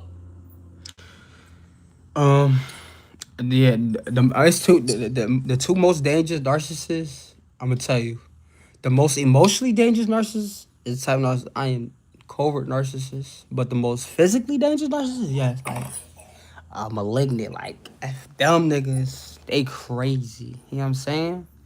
So you was dealing with, yeah, like the most physically dangerous apex predator type. They like them. Like they don't care, man. When they lose control, it's rage. All they see is rage.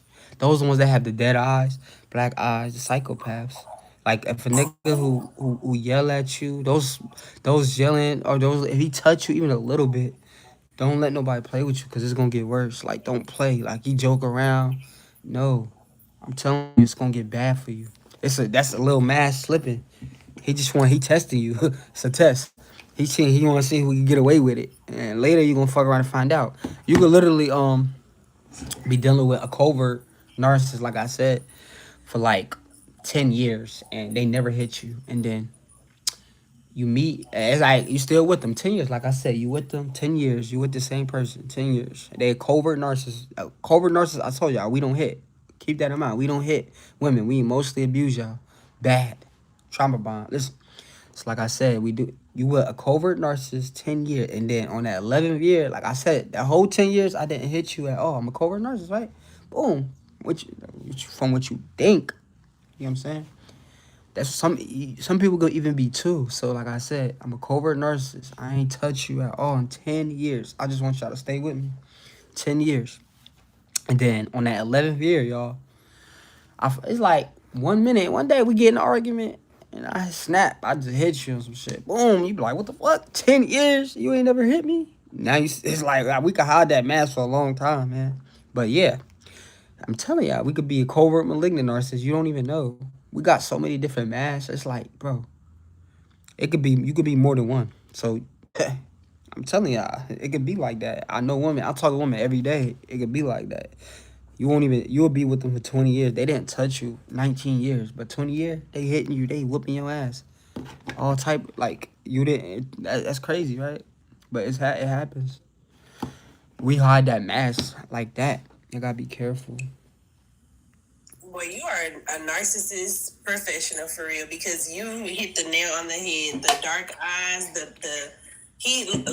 oh my goodness, you almost made me cry, because that is spot on. Like, I used to look in his eyes, and he just be so enraged, and he literally turns into a demon right then and there. I got voice recordings of so many voice recordings of this man, and you can hear the demon coming out. Like, you can hear it. OMG. I be trying to tell them, like, they be thinking this shit a game. Like, I'm telling you, you can really see their eyes. They got dead eyes, right?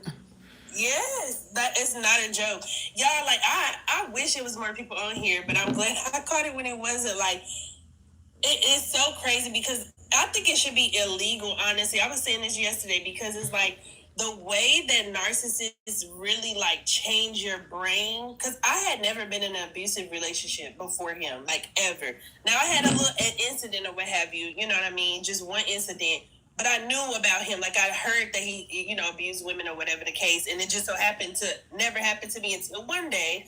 But nonetheless, the way that they change your brain, like manipulation, you could think you're the smart. I thought I was like the smartest girl ever. Like, I never get abused. This will never happen to me. Why don't these women just leave? Until you're in it, you don't get it. Like, if you know me, you know I'm bucket. Like, me and that man used to go hand to hand. And that's why he hated me, because he would be like, you need to no, when I spit, like, he'll spit in my face like while he's talking and bite me and stuff. And I'll put my hands up, of course, and I'm like, can you please get back out of my face?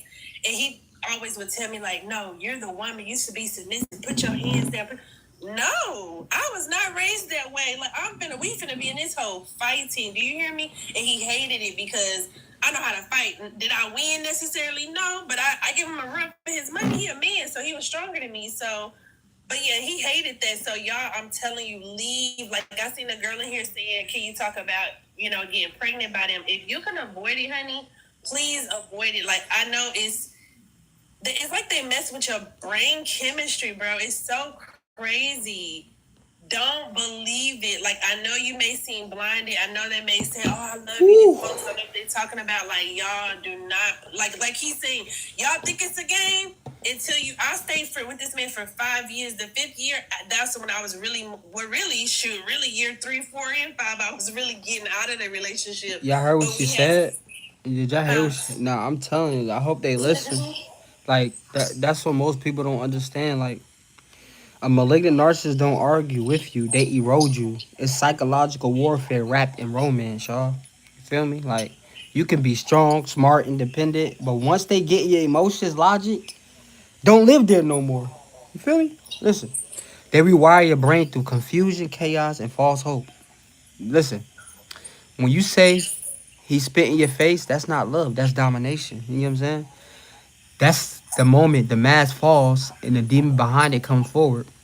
And the pregnancy part, yeah, I better listen to her. Don't get pregnant. That's the oldest trick in the book. They know once a child's involved, you can't just walk away clean. You feel me? It's not about love. It's about lifetime access. You heard? Listen, let me tell you this. That's why I tell y'all, man, don't confuse intensity with intimacy. You feel me? The same man who can make your heart race can also make your spirit rock. I'm telling you. The moment you start calling abuse love, you already handed them your freedom. You know that? If he's a malignant narcissist, don't argue, don't explain. You gotta escape. Now I'm on mama. I'm serious. Escape. Because once he realizes he can't control you, he'll try to destroy you. He gonna try to erase you. On my mama. Protect your peace like your life depends on it. Because with some of these men, it really does. Niggas be psychopaths, insecure. I told you we don't love ourselves. I was a covert narcissist. I ain't love myself. So imagine a malignant narcissist that don't love themselves. I didn't hit no girls, but I emotionally abused you, and I ain't feel bad about it. So imagine a malignant narcissist. He gonna beat your ass and not feel bad about it. I'm telling you. Like I'm telling y'all, bro. That is facts. Mir, now this may be, you don't have to answer, it's your choice, but I am super curious. So I know that you said, because my boyfriend in here, he heard a little bit, he was like, why he keep saying we? I said, he's a self-aware narcissist. But I'm curious, so you being a self-aware narcissist, do you still, like, do that to women? Like, do you still get in relationships and, I guess, in a sense, abuse them in a narcissistic way? Or do you kind of get away from it and try to not do so? Nah, hell, I'm gonna say it like this. I'm not gonna just give you a one word answer. Shout out to your boyfriend for watching. What up, gang? Listen, I'm gonna say this. Nah, I don't move like that anymore. Once you become self-aware, like, manipulation stops being power. It starts being weakness. You feel me? I don't, like, I'm gonna say this. Like, I used to think control was strength. Now I know real strength is influence without deception. Like, I study people. I read energy. I could still manipulate if I wanted to, but I choose mastery over manipulation because when you know yourself that deeply, you don't need to play games to prove your worth. You get what I'm saying? The old me used manipulation. I use like manipulation to feed my ego. You get what I'm saying? The new me uses understanding to feed souls. I just be helping y'all for real and paying. I told you I was forced to change, so it's like I'm 5 year in my healing journey. You get what I'm saying? I'm year 5. I'm year 5, and I'm just. You could. How did you how were you forced to change? Dark Empath. Y'all gotta read my Dark Empath, but my mask slip almost died like 7 times. It was karma, darkness, and my mask not working for me. I was forced to face my own self in the mirror, my reflection. to look at myself. You get what I'm saying? Like, I almost I didn't know died. you had a book. I'm gonna have to get it. Cause now I'm mad intrigued. The wet man, and you right, cause the way that you can, it's like you a Dr. Phil. Like, oh yeah, that's mirroring. Oh, that's malignant. Like, what? I don't know none of this stuff. Like, I'm still. Well, now I feel like I'm a professional in knowing I could call the narcissist when I hear about a situation. I could be like, oh no, he's a narcissist. But like, yes, you are right. It's more power in, educating us to help. Like, OMG, you just don't understand how. I know I'm super grateful. And yeah, look, Dr. Mir, no, for real. Literally, Dr. Mir. I It's appreciate no, it. for real. And I'm glad that, you changed it willingly. Granted, you was forced, but I'm honestly glad that stuff happened to you. Like, even with me, like, I hate that I went through what I did with that man. But now I know, because imagine had I not learned that he was a narcissistic person and then got into another relationship knowing or not, not knowing about a narcissist, and I'm back in the same cycle. You know what I'm saying? So, yeah, ladies, like, don't be afraid of therapy.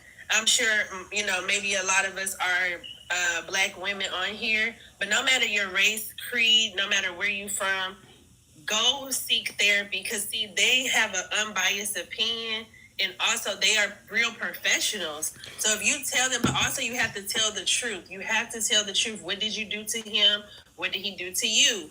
You know what I mean? How did y'all get to this situation? All of that. You have to tell the truth so that they Hey, can really assist you. y'all want my book? Guys, my book is on Amazon. Mir the Chosen One. Put my name all spaced out. All my books. Put Mir space, the space, chosen space, one space on Amazon. All my books. I got like 6 books.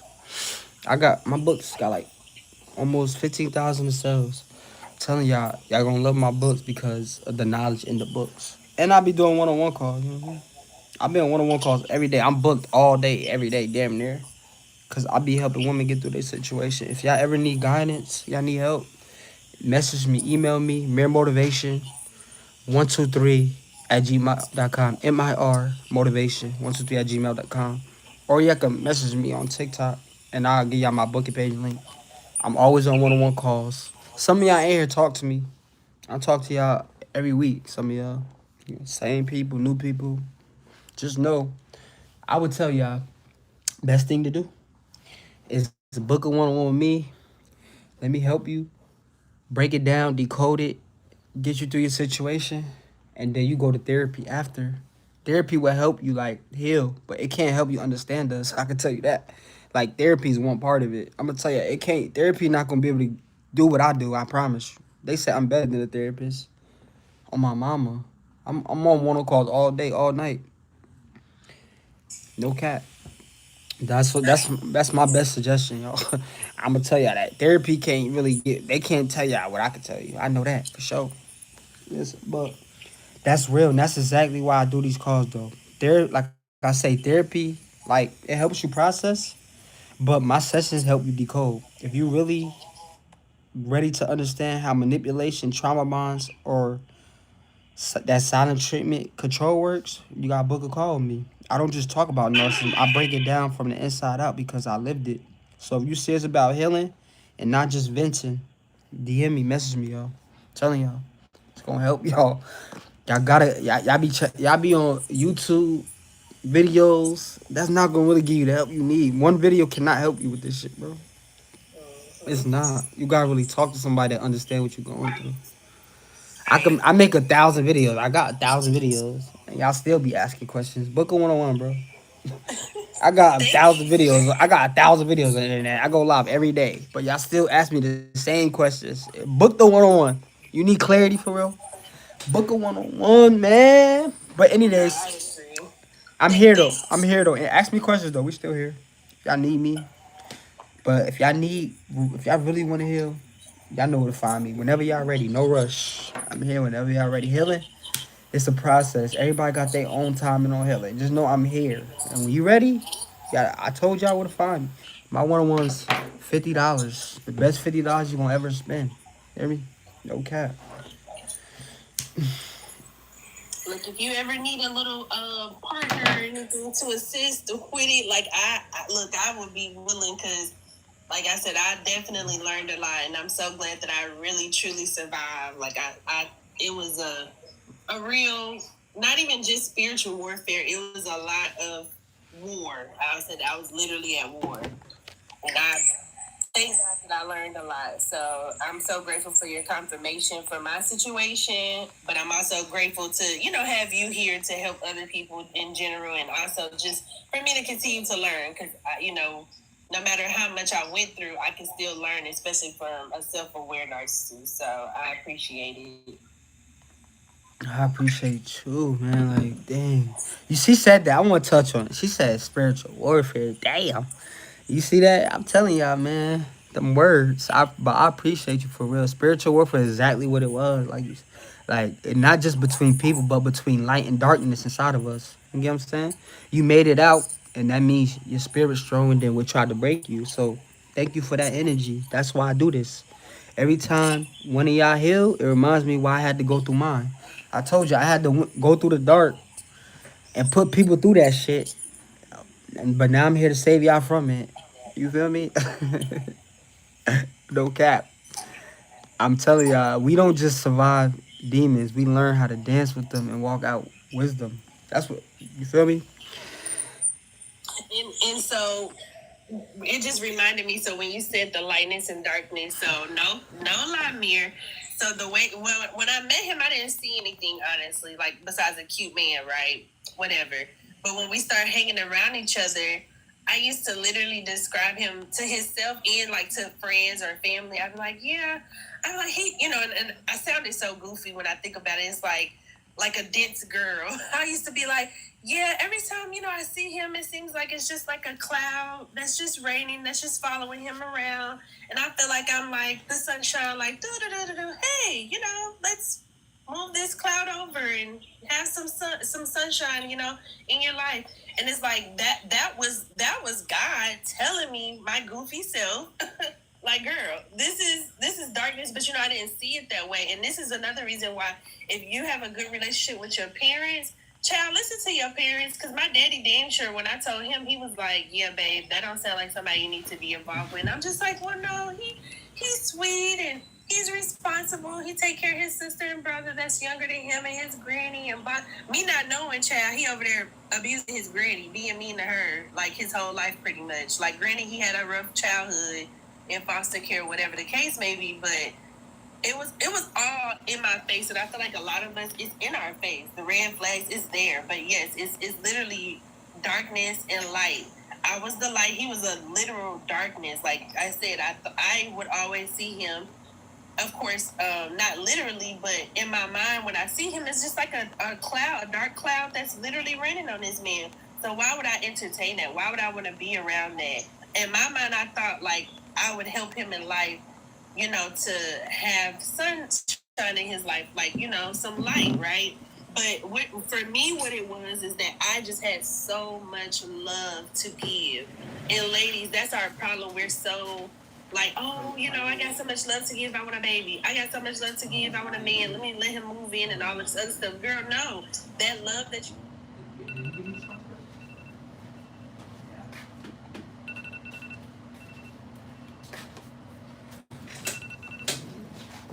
please give the love to yourself. I can't say that enough. Like, I just felt like I had it all at the time. And, it was the beginning of it all, because now I have more. My life continued to upgrade. But yeah, at the time, I just felt like, well, let me help you. And here it is. The whole time I was hurting myself. But yep, lightness against darkness. Damn, they right. Y'all see, they feeling the comments. She right. No cap. See that? Y'all see that though? What she said though? Like, that's the awakening right there. When you finally stop seeing the person and start seeing the energy, you were never crazy. You were chosen to discern. That darkness you felt wasn't attraction. It was your spirit recognizing the threat. You know what I'm saying? And now look at you, speaking light into the same space that tried to break you. That's what healing really looks like. Not revenge, not fear, awareness. You know what I'm saying? See, when light learns its power, y'all, darkness can only watch from a distance. I told y'all.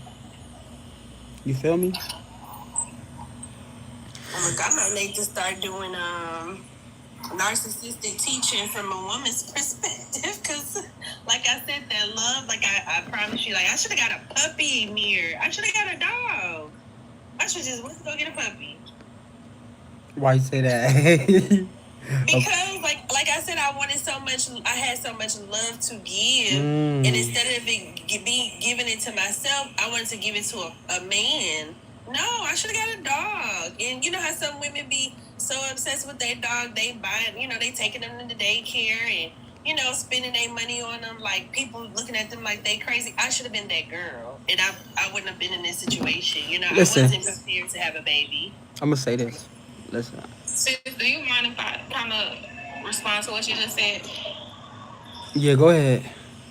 I just want to say I really don't even think that you needed a dog. Like, I think that our problem, because I also have a child with a narcissist outside of the one that I'm dealing with now, and honestly, I be feeling like instead of like us wanting to give that love so badly, because I too, have wanted love so bad that I have loved the wrong person. But I think that love, instead of feeling like we need to give it to somebody, it literally needs to go to us, because the more that we love ourselves, the more that we can attract that light being. Do you get what I'm saying? Like, it doesn't always have to be given to a puppy or, a child. It could literally be given to us, and that could make us grow even more. So I just don't want you to feel like, you regret that, and just kind of like focus on like what you can do now and pour that love into yourself, rather than thinking, oh, I could love somebody else. No, love you. Because at the end of the day, you are what matters the most. That's all. Yeah, exactly. Love yourself. That's the lesson most people miss. You don't chase love, you become it. You know what I'm saying? See, when you finally start loving yourself, you start attracting peace instead of problems. You stop begging people to see your value. You move like you know it. You feel me? Listen, and that's the moment the game flips, because when you heal, y'all, every narcissist, every manipulator, every dark energy that once had power over you, I'm telling y'all, they lose access. You stop needing to be chosen because you realize you were the blessing the whole time. The goal ain't to be loved by a narcissist, it's to love yourself so deep, not even no one can reach you. That's what she's saying. No cap, she right. She right. Yeah, and like that's why I was saying. I mean, at the time, I could have definitely gotten a puppy, and I don't. I mean, I wish I would have made better decisions, but that's what I was saying. I think your name Heartbreaker. Like, is that my first pick should have been me, honey. Like, not no man, not no puppy, not no baby, not no friend. No, it should have been me, and that's what I was telling the ladies. Like, I'm 6 years out of that relationship, so. I've been past that, and even now, I got 2 kids and a good man, but even now I have to tell myself, like, go pour into yourself, because as a mom, I'm one of those moms, like, no, my baby's got to get straight first. Like, I'll walk around with my hair crazy or, looking crazy in general, as long as my kids are good, but sometimes I have to push them to the side and be like, babe, you got them? Okay, good. Let me go take care of me.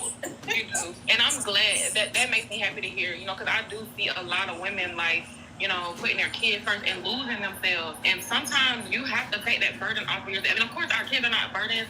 But sometimes if we walking around with our heads looking toe up and our kids is looking fresh to death, it's time to pour into us. And we have to take that initiative to take that pressure off of ourselves and pour into us. Like, we deserve that, period. And I love that you're doing that. And I encourage all the women who are on this live as well, like, who are asking me questions like, how do you determine if he loves me or not? Like, stop asking those questions, please. Just pour into you. How do you determine how you love yourself? When you wake up in the morning, do you think about you or do you think about him? And that's the problem. If you're thinking about him and not you, he don't want you. He wants you to think about you. That's what a narcissist wants. They want a woman who don't think about them. Damn.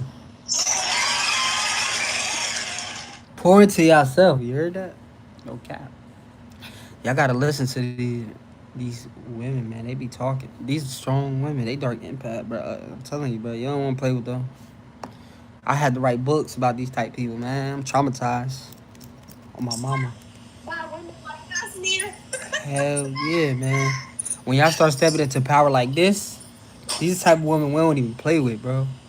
I learned my lesson a lot. I'm gonna die because of women like the way y'all move, talk, and y'all starting to love yourself. Oh fuck no.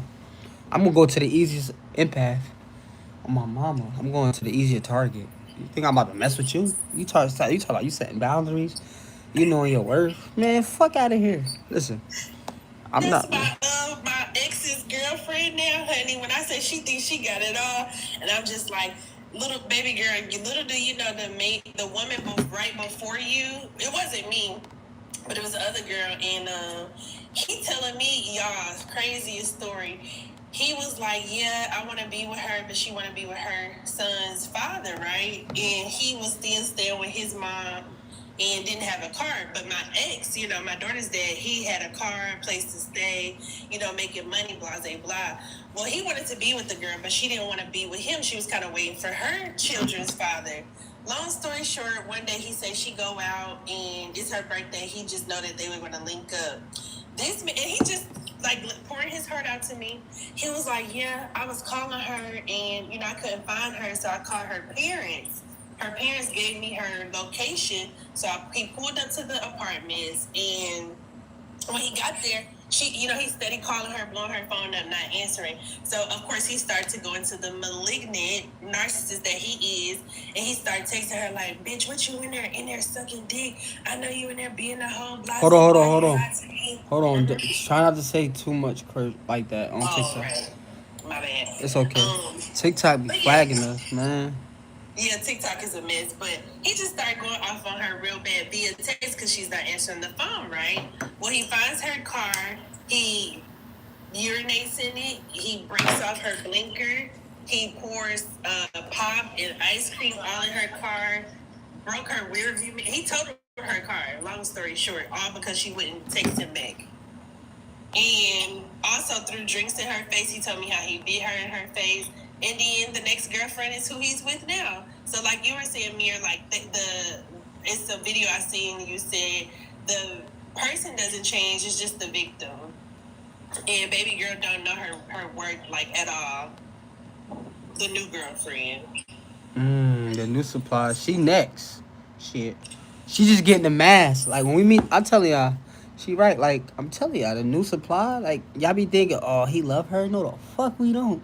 She about to get broken down like a cushion. She just easier to control. She easier for my life right now. She's more beneficial than you right now. You probably setting boundaries, doing all type of shit. You feel me, mad about my behavior, so you acting a little different in my eyes. Like you weird in my eyes, even though I'm causing the pain. You feel me? I went off again. I think you went off. Yeah, I got hella alarms. Damn. But listen, y'all can hear me? Yeah. Like I was saying, man, a new supply, y'all. She's the next victim. Don't get gas, y'all. She might even hate you too, because we be triangulating her. Like we be telling her, like, say like if you my supply. Like if you my supply right now, if you my supply, and I would literally just talk about I literally try to get you. I could talk about another supply to get you jealous on purpose. Even it don't matter. Like we just like it's called triangulation. Okay, write that down. Triangulation. It's a triangle, y'all. I like triangulation. You know what I'm saying? That's dangerous, Mir. OMG, I'm learning about that. That's exactly what he did, because he did it with the other child's mother before me.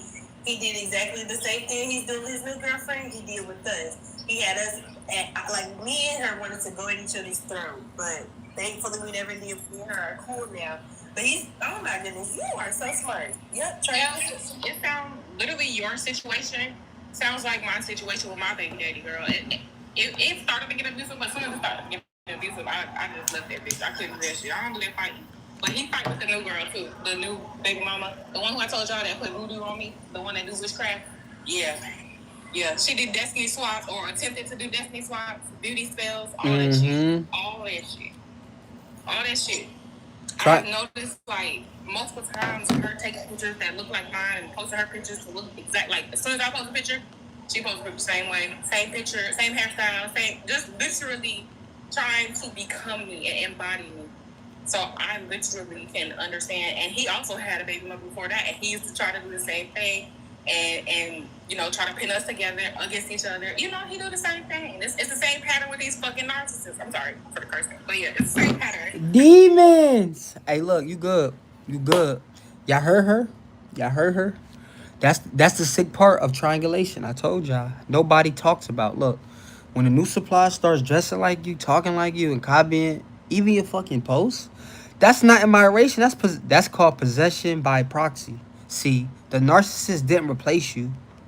They recreated you. You know what I'm saying? Listen, they fed the new person stories about you, the way you love, the way you move, the way you made them feel. And now that the new person is trying to wear your soul like a costume, you know what I'm saying? But here's what they don't realize, y'all. You can imitate energy, but you can't become it. You feel me? They can dress like you, post like you, but they'll never have your spirit. And that's what's driving both of them crazy right now. You know what I'm saying? Let them copy. You the blueprint. I remember you told me that she tried to do all that shit. That's crazy. Like, if a supply guy do that, she really, man, I don't know what he was telling her, bro. That nigga, like, man. It's like, bro, the stuff we do, like, you got a lot of people. That's why I come out here and tell y'all, nobody gonna believe y'all, man. I'm here to confirm, like, nobody believe y'all because the stuff we do, it be behind closed doors. Like, you feel me?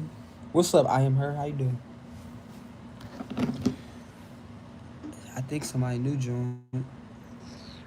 Grand Rising, Harlem. What's up, Harlem? Harlem, you came in here and said good morning. Did I say good morning? Y'all know, come on, man. Y'all know, come on, man. Can y'all hear me though? Yeah, we can hear you. I am her. I am her. I am her. Can you hear me? I had went out for a second. I had to get back home. You said what's the discussion? We had a whole hour, almost 3 hours conversation. I'm gonna upload it on YouTube. We talked about a lot. This is a lot of knowledge. It's a lot. It's a good live show. What's up, Maya? I know some of y'all gonna watch it back. Can I do a live on ways to make more money online? I want to leave, but I need to get my finances together. Yeah, I can do a video on that. I'll go on my Facebook. That's what I'll do on Facebook. On my personal Facebook. Not on this though. That's why I be teaching other people how to make money and shit like that. Mario, you still there? Not on this TikTok though. Hit me up on He's real Facebook. loud. I have to mute, but I think he's trying to hear from I am her 303 that is joined. Okay. Oh, no, she not talking. I couldn't hear it. I was I couldn't hear it saying that. She probably just chilling, man. Always good hearing you. What's up, Maya? How you feeling? Yeah, follow me on Facebook. I'll talk to you. I'll help you make some money. Maya, I wanted to tell you, I had to hop off the line for a second because the impact in me kind of like was relating to you so much, like it triggered me. When you was talking about your situation with your baby daddy and you not wanting your daughter to go up there, that shit damn near had me in tears because I had just recently like had to take my daughter to her dad, and she was like, basically, you know, he hadn't been involved in a while, and she kind of really didn't know him that well. But because of the situation that I'm in now with my narcissist ex, like I had to protect my daughter and put her in her dad's care because he started to get unsafe, and so I had to hop off because I just relate so much to your story, and I really didn't know that it's really these many women going through the same exact thing. Like I even saw in the comments somebody said something like, I didn't know this was so common or something like that. Who is this? Erica P. She said, I didn't know this is so common for all of these women to just be in such like distress because these men are like triangulating and getting these women and trying to make them do all type of Disney spots and stuff. So I'm just like, this live is just really needed right now because my emotional state, I haven't really been able to like talk to a lot of people about what I'm going through. I've been on the run for like a week and a half, almost 2 weeks at this point. And I'm finally, my nervous system finally able to like relax and kind of talk about the shit that I've been going through. But this shit has just been a lot. And I just didn't know so many women have been going through this. Like she's talking about how she's gotten into fights with her ex, and like that's just my biggest fear. Like I don't want to be fighting a man because these men will beat you up. They will beat you up, and I'm just like I don't want to do that. I really want to be able to succeed in my life without having to be brought down by a man trying to destroy my life. For real, for real. No, I understand. I think I am an empath as well, because yeah, I literally feel what people be saying. And you know, if you want to add me or whatever, I don't mind to talk to somebody, because I mean, you right. Thankfully, well, I won't say thankfully, but unfortunately, it is a lot of us that goes through it, but we don't have outlets. So thank God for Mir to have brought us all together, you know, to be able to find people we can relate to. But yeah, I don't mind to talk to you, hear your story, if you just need a listening ear or whatever the case. Like, I don't mind to do that. Look, Mir, my boyfriend's so funny. He was like, God dang. He said it ain't no men on there talking about his women that's narcissists. He's so petty. Tell your boyfriend, listen, he got a question, pull up, man. Listen, bro. No, he being funny. Nah, he funny though. I fuck with him. He funny. I know what he mean. Tell him I be talking to guys. I be talking all the time. I be talking to narcissists. I be on one-on-one call with guy narcissists trying to change. Like y'all don't even know. I be talking to women narcissists. They be booking calls, talking to me, man. It be people trying. It's real narcissists out here. This shit real. They be trying to change though. They be asking me like, how do I deal with this? They be like, damn, you came out and said it. It make me want to come out. Shit like that. I be like, damn, I ain't even know. Feel me? It be stuff like that. I be talking to guys too. It be God, the woman worse, for real. Shit. The woman narcissist is worse than the men. Like, you could be trauma bonded to your sister, a girlfriend, your best friend. It's a lot of trauma. I need to get my Bound by Pain trauma bond book. I explain all type of shit. Man, y'all need to really, it's a lot of stuff y'all need to learn, but a lot of y'all on a good path because y'all tapped into this frequency. Oh my God. Like I said, y'all tapped into the frequency. Y'all tapped in. A lot of y'all on the right path. You know what I'm saying? Like, yeah, hell yeah. Your mom could be a narcissist. Your sister, a lot of y'all, I know some of y'all in here got toxic family members, man. I know y'all do. Y'all got narcissistic family members. I know somebody, at least one person in this bitch. You feel me? I got a book on that called Fuck My Family. If you dealing with toxic family, I know some of y'all, a lot of people don't know what y'all go through, but I do. I know you're not by yourself. The family be the one, man, don't even get me started, bro. I know a lot of y'all go through the family, though. They don't be talking about that shit a lot. People, they just, cause nah, go ahead. What you were saying, you can talk. It's okay. No, I was just gonna say, I know a lot of, unfortunately, and I'm not trying to stereotype or anything. This is just from even a friend and on social media, but people that are literally born and raised in Africa, like at least their parents, a lot of them are narcissistic towards their children. I hear that too a lot. Word. I be hearing that. They be going through a lot. That's true though. Especially when you look at it like statistics and stuff and history, like that's true. History, it repeats itself. You're right though, man. It be a lot in Africa. Even in the comments they saying it. Yeah. You say you deep in this, April? What you mean? What happened? You know I'm here for you. You're not by yourself. Y'all need a book going on me. We could fight the demon together. I can show you how to win. Like, I'm gonna guide you through it. That's what I do.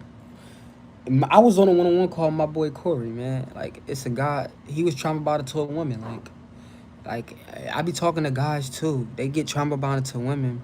It be good. It's a lot of good men out here too, y'all. Like, and they be falling into a lot of traps. They be trapped in narcissists too. Like, empaths. Men can be empaths too. Like, all men are not narcissists. All women are not narcissists. Narcissist is a spirit. We just, you feel me? We don't feel bad. We not regular humans, bro. Y'all be talking about therapy. Y'all know how I feel about that, bro.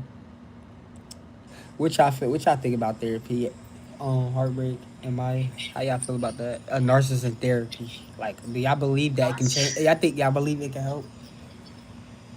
Honestly, I guess it just kind of depends if, like, you can get a narcissist to sit down and be okay with reflecting themselves, because like that's like literally the opposite of a narcissist, a person that don't want to see the real them.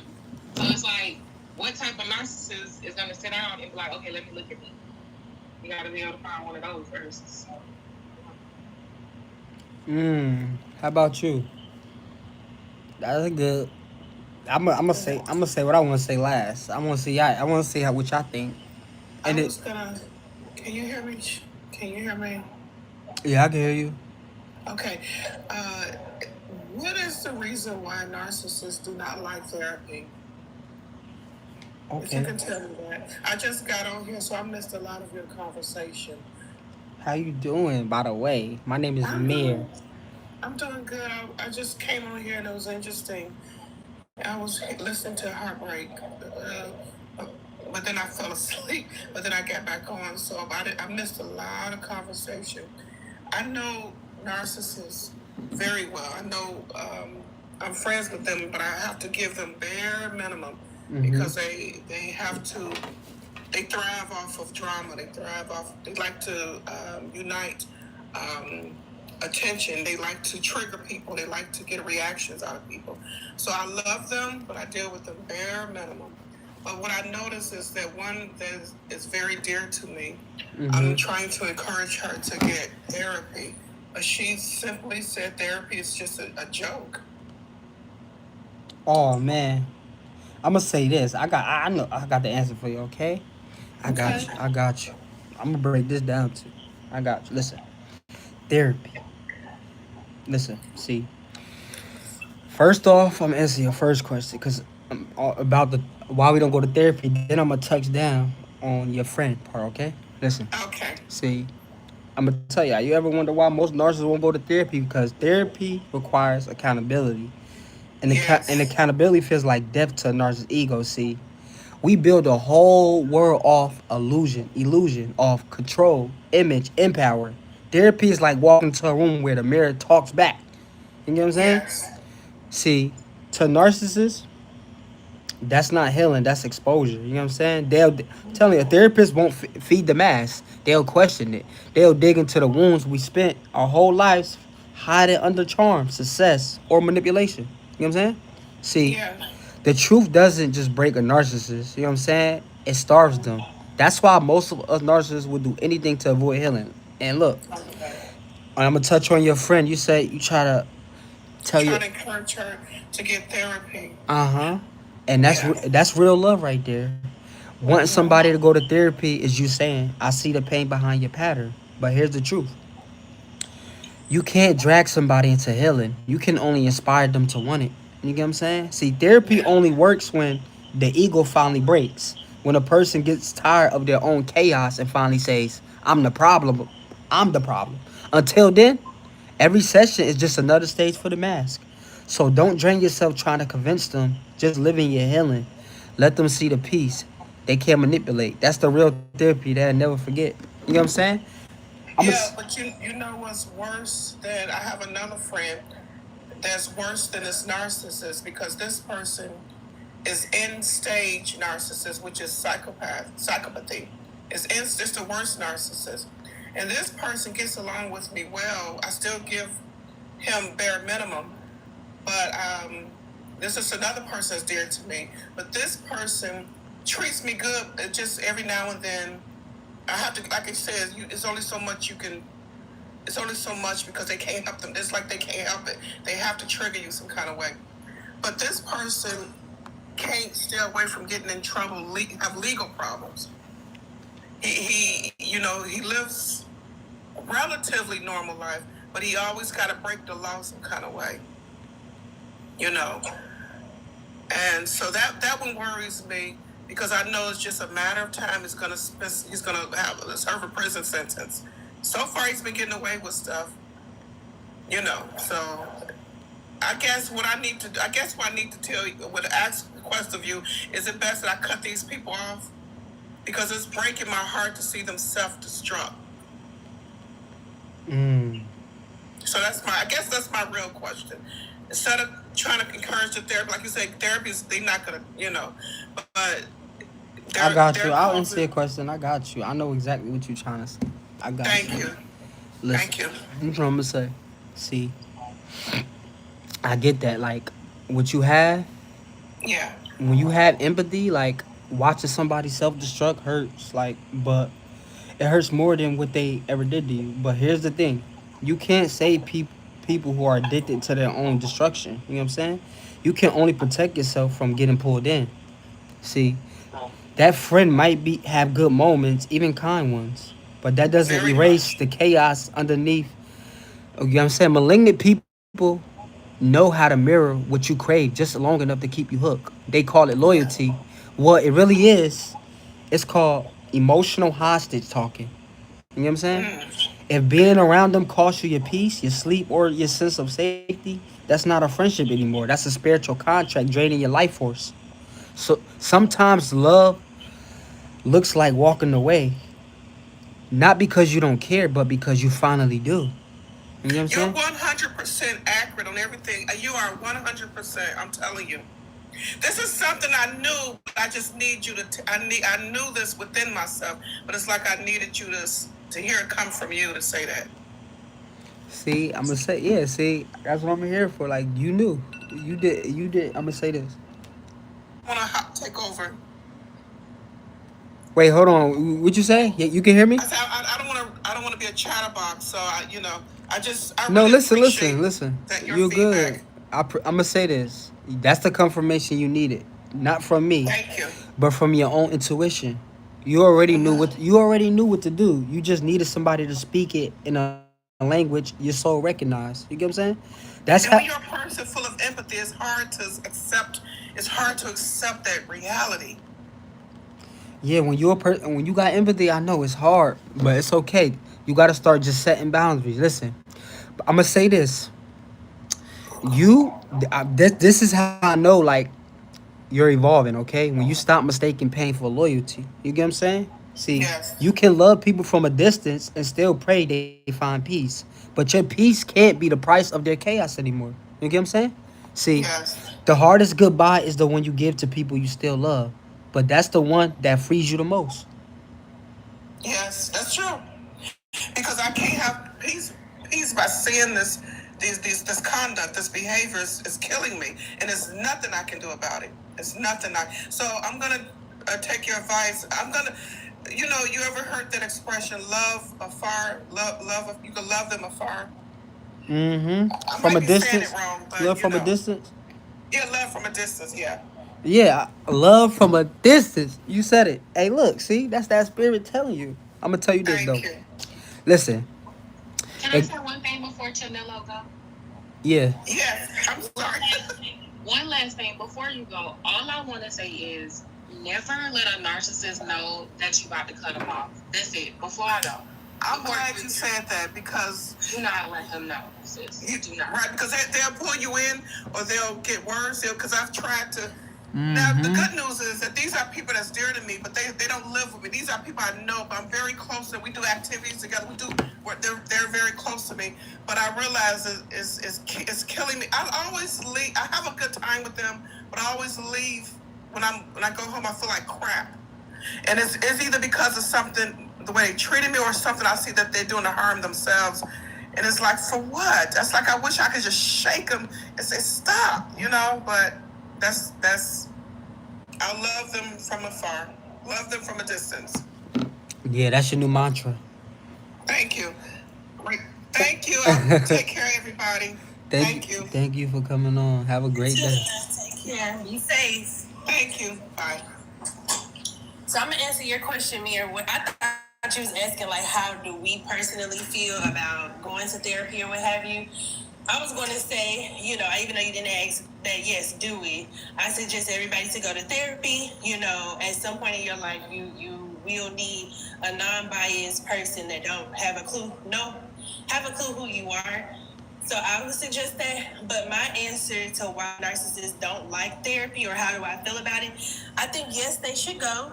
But in my situation, my ex went, and y'all, when I tell you, outside of the professional therapists, I think we went to 5 professional therapists total, maybe 6, no lie.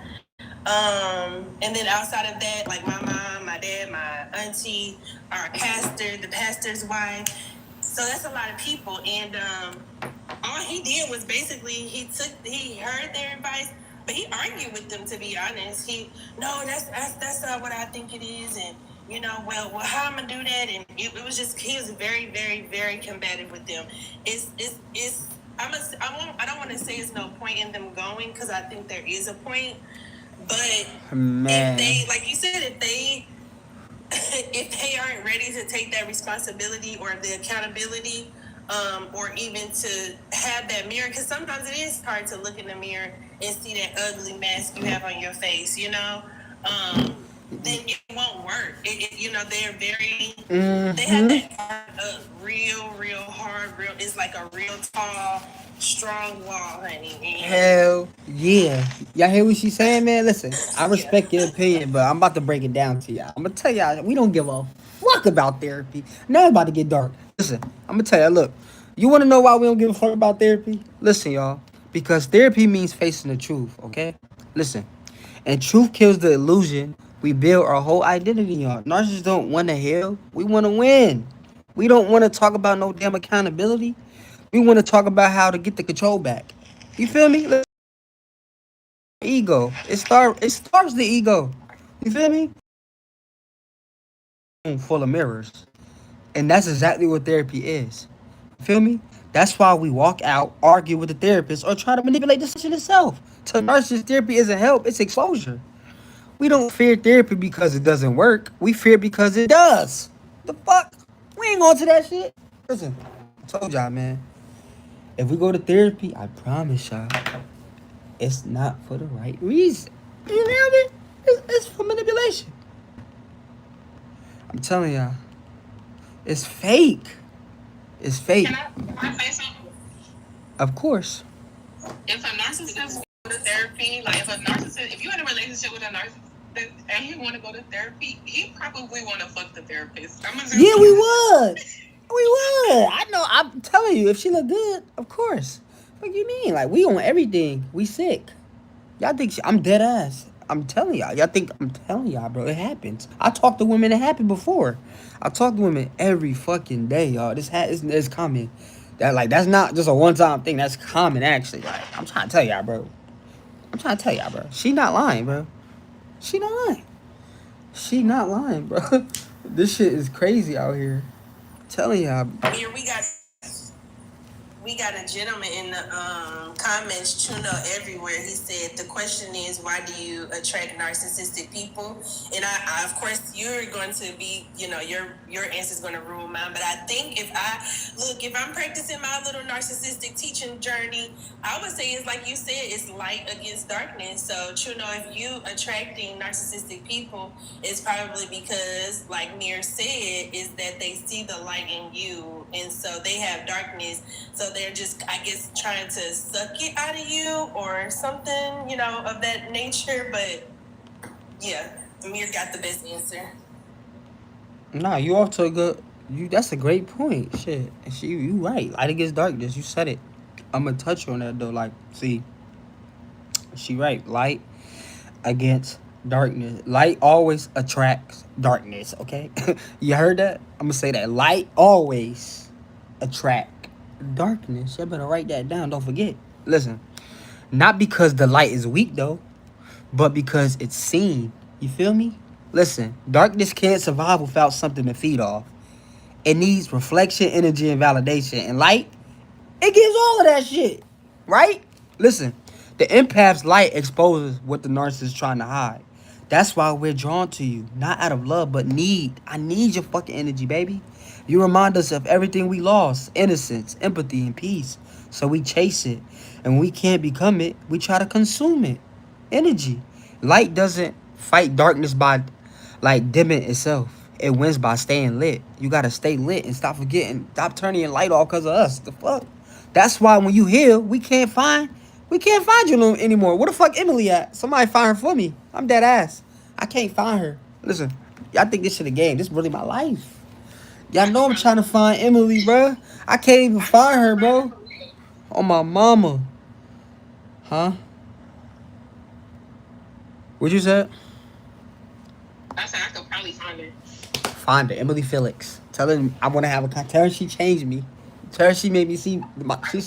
Tell her she, if you fired her, I gotta talk to her. I'm gonna tell her, man, she woke me up. You feel me? I I promise. think joking. You did it. You dead serious. I'm dead ass serious. I'm not about to hunt her down on no crazy shit. I really want to talk to her. Yeah. Like I want to talk to her. Like I don't know why, but I do. I don't like the way she got away, but I'm not gonna tell her that. Y'all better not tell her that. I'm gonna come in there mature. I'm gonna be a different man. I'm a whole different man. I'm a whole different man now. I'm way different. She forced me to be. She part of it. You feel me? No cap. She part. I'm gonna be like, that's you on the cover of my book.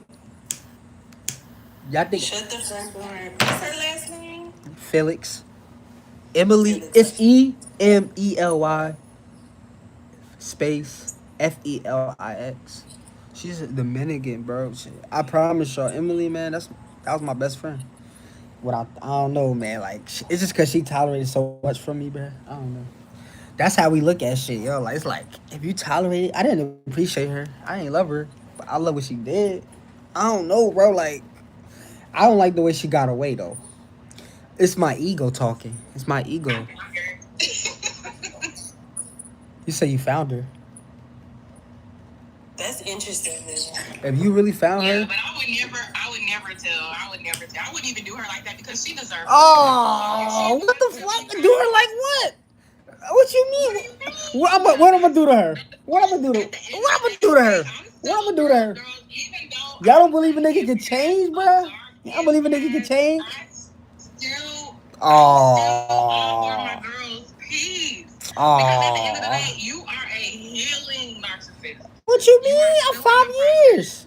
You gotta work on that. I help women every If day. she wants to be found, I promise you, she will find you. She could be part of my healing journey. I promise you. She could be part of it. She might already be. She if is. she don't want to be found, then she don't want to be found. I feel like she do want to be found. I mean, I'm not gonna force her though. Feel me? It's gonna happen. Is there not a narcissist in you that feels like she wants to be found? Can you admit that as a healing narcissist that you feel like Emily wants to be found? Man, I'm gonna be honest, bro. I know she probably not even thinking about me right now. Shit, I don't know why I'm even thinking about her. You feel me? I told y'all, like it's my ego. I'm working on my ego, man. I'm honest with myself. I know she not even probably thinking about me, bro. But it's my ego. I can't help it. I'm working on it. I tell y'all every day. Yeah. I feel me like it's that delusion. No cap. But I feel like you just yesterday said you don't love her. I don't love her. I don't. Boy, you are hilarious. That's crazy. I don't. I don't. You don't appreciate her. I don't know what it is, bro. I don't love her though. Cause listen, whatever y'all call it love, I don't know what y'all call it. Like I don't call it love. Like I don't know. Cause she got away. Like she just woke up one day, was gone. Like I don't know what that do to us. So if a narcissist would know how I'm feeling, like it's annoying, bro. It's like that feeling. It really drive us fucking crazy, bro. It's for years, bro. Like I'm telling y'all, bro. It's a withdrawal. We have withdrawals too. I be having withdrawals all the time. If they got away, bro, I have withdrawals. Y'all don't know this shit, bro, but I'm telling y'all, I don't know. We have withdrawals. I tell y'all all the time. I get it, cause my bad, you was cutting out, but yeah, I think I get what you're saying, because I think I'm the Emily in my daughter's dad situation, because this man literally, like the girlfriend he with now, he was like, all the girls, that he was like considering to be with, he'd be like, yeah, Maya, it's this such and such a girl, but I don't like her feet. And I'm like, okay. So, like, he'll basically try to get approval from me about all the girls. And then he'll reminisce with me about the things that we would do that the other girl don't do. Like, he'd be like, well, we supposed to be going on a cruise, like me and you did, but she not finna get in the ocean. She said she might get in the pool, but she not getting in the ocean. He was like, me and you went scuba diving and we was under the water. Like we had a good time. We got in a fight. I mean, because he is a narcissist. We got in a fight in the Bahamas. Child, I should have put him in jail then, but in the Bahamas? Hindsight is 2020, but yeah. In the Bahamas. We love to cause chaos everywhere. Well, birthdays, trips, holidays, all this shit. You heard? No cap. Damn, you be dealing with a demon. Your boyfriend you with now, you finally got. See, you good. What's up? I'm amazing. Yes, thank you. So I don't know if you are ready for this, or I don't even know if you even want me to share this. I don't know. Maybe I should probably DM you this information. Nah, DM me. Yeah, DM me. You feel me? Yeah, whatever it is, DM me. Email me, whatever. You heard? No. It's not like that because this is the reason why I'm definitely not gonna like send you her information because she's married. You said she married? God damn. For real? Yeah. Damn. That's crazy. I mean, I feel like she probably. I always thought she had married or had kids. Like I thought she. I've been thinking like. I don't know about that. I'm like, damn, she probably got kids too. No cap. That hurt my ego, bro. I'm just gonna leave her alone. I'm not gonna touch anything. Why y'all in here trying? Like, what's good with y'all, bro? Like y'all in here trying. Like what's up with y'all? Like But no, I saw something that I feel like y'all trying to lower my vibration. No, definitely not. But it's at the end of the day, it's time for narcissists to really look in the mirror. Man, I look in the mirror every fucking day. Listen, I live it. What you mean? I look in the mirror every day. I don't need y'all rubbing it in my face. I wasn't trying. No. See, I should have DM'd you. I'm sorry. Nah, fuck that. I'm triggered. I'm triggered. I'm sorry. I'm triggered. I'm sorry. I'm triggered. Sorry. I'm triggered, man. I ain't gonna lie, y'all. I'm triggered. I keep telling you, open up a window. That's what I tell you. Remember? Y'all know I'm happy. She gonna do that in the middle of a withdrawal? In the middle of a withdrawal? Look at you. In the middle of a withdrawal? On your bed. I can't breathe, bro. Lean close too. I can't breathe, bro. I can't breathe. I am so tickled. It'll be okay, dear. You know, everything happens for a reason. I feel like everything happens for a reason. So, you know, hopefully you get someone like Emily, but you are really truly healed and you don't make Emily just leave, you know? The new Emily. But what if her husband really loves her and you over here acting like you all took out, but you don't even love the girl? I don't know. I'm trying to, you feel me? Like, I don't even know what love is. Like, I'm trying to appreciate love, man. You feel me? Okay, I can actually respect that. I can respect that. No cap. That's what I'm trying to appreciate love. That's what I'm trying to do. Because we don't appreciate that shit when we get it. You feel me? That's my, like, appreciating everything, not trying to control all the time. And my ego. I'm very aware of myself, you feel me? Like, I know my powers. I be chilling though, like, a girl gotta be able to handle me. You hear me? Like, it's like, too. It's like, when I got the decision, like, should I let you or not? No cap. Y'all got any questions? Somebody new just came in. Ty, what's good? Hey, I have a question. So when a narc is, because majority of them, they drown themselves in alcohol and drugs. Most of them anyway. So my ex, when he would get like in alcohol and he would get like real drunk, that's when he would like, I guess be like this quote unquote self-aware person. Like he would literally cry sometimes when he was drunk and like admit that he knew he was a messed up person. Oh, okay. Look, I'm gonna say this. Look, that's the man slipping. I'm gonna say this. Look, a person when a narcissist drink, you gotta understand, like, and they drunk. That person, you know it. That's the real them. That's the real them. That's the man slipping. When narcissist drunk, the control. I'm telling you, the control mechanism is gone, y'all. That the performance drops. The performance drops. I kind of figured that though because I'm very, very self-aware when it comes to me being an empath. However, I'm just hard-headed. Like I like to, what's the word for it? I don't know. I like to see for myself or whatever. So he even admitted to me because like I'm one of the ones who will fight back with you. I don't know. He even admitted to me when he was drunk like that he was scared of me. He said he was scared of you? Yeah, you can't get him to admit that when he's sober. But he was like he was scared of me. Yeah, see, the performance drop. I'll break it down, though. Look, see, I'm breaking scared. Man, bro. Of course he was scared of you. Like, you became what he couldn't control. See, when an empath stops begging, stop explaining, and starts matching energy, the narcissist realized the spell's breaking. When he was drunk, the truth slipped out. That fear wasn't of you hurting him. It was of you seeing him. You get what I'm saying? Because when you can see through a narcissist, you strip away their power. He wasn't scared of you. He was scared of losing the mirror that made him feel powerful. You get what I'm saying? Yeah, because I'm one of those ones I call you out on everything and I see it before it happened. Like I can tell him what he about to do before he even do it. Oh, for real? You be such energy like that? Damn. Mm-hmm. You be Like, mirror. Yeah, you mirror. That's mirroring us. We don't like when you mirror us. So Oh, like, I'm gonna give you a story about this girl that he was talking to because I'm not even gonna lie. I stayed around for a lot of stuff, and so when I came to the apartment, I'm an echo on. Hold on. chat. Y'all can hear her. Let us know she good. Her mic good or not. Not anymore. I can't hear. Hey. So cause I How was the saying hell I got why my it's out. ponytail?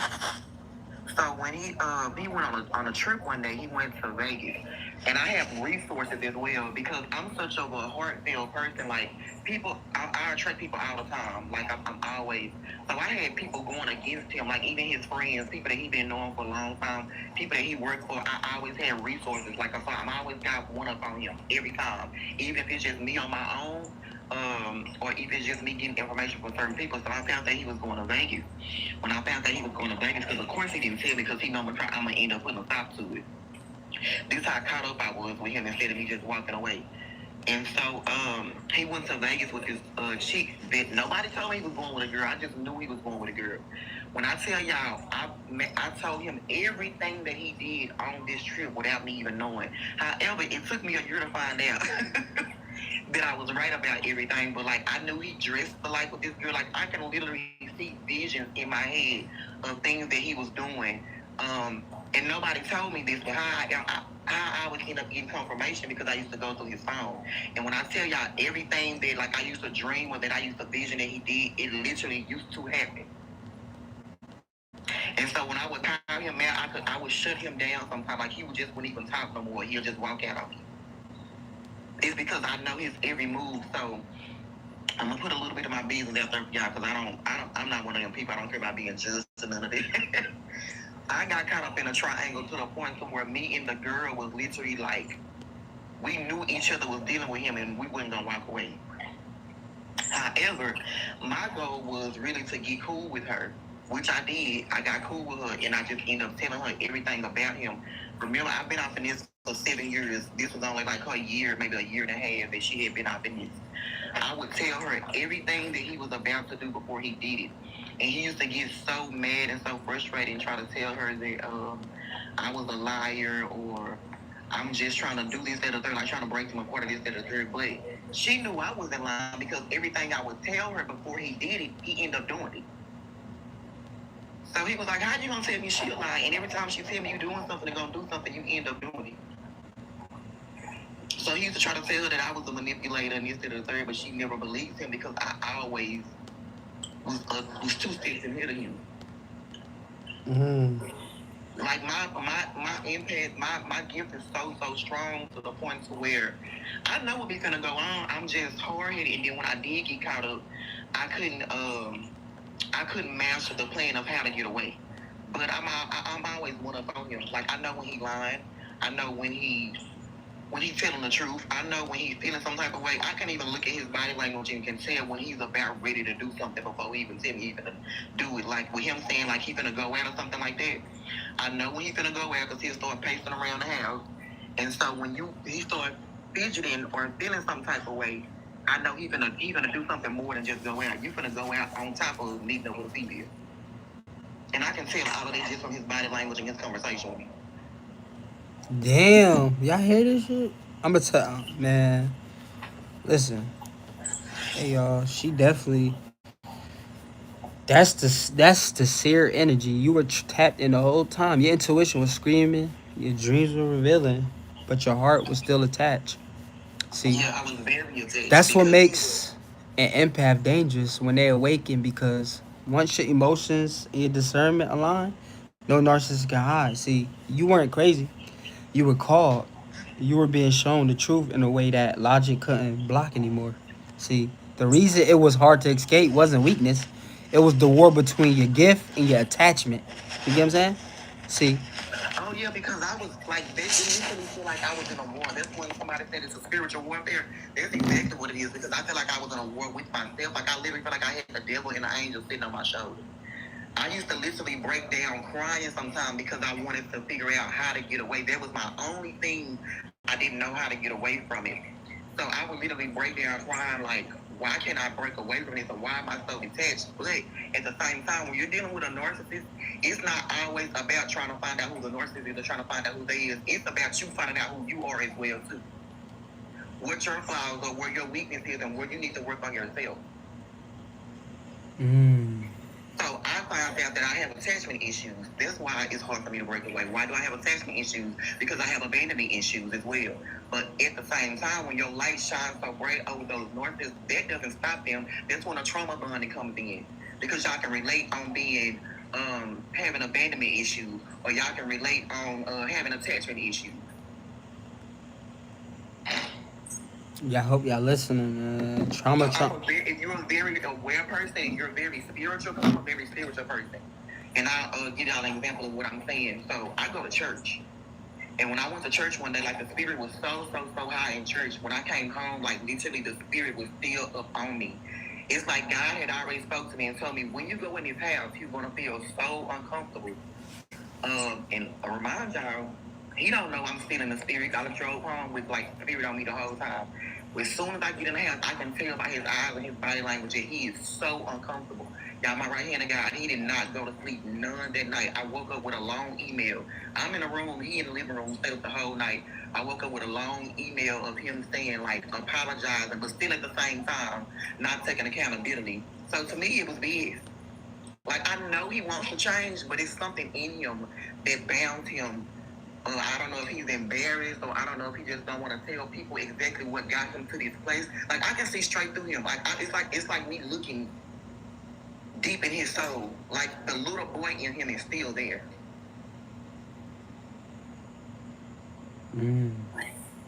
That's deep. It's just the demon in him, man.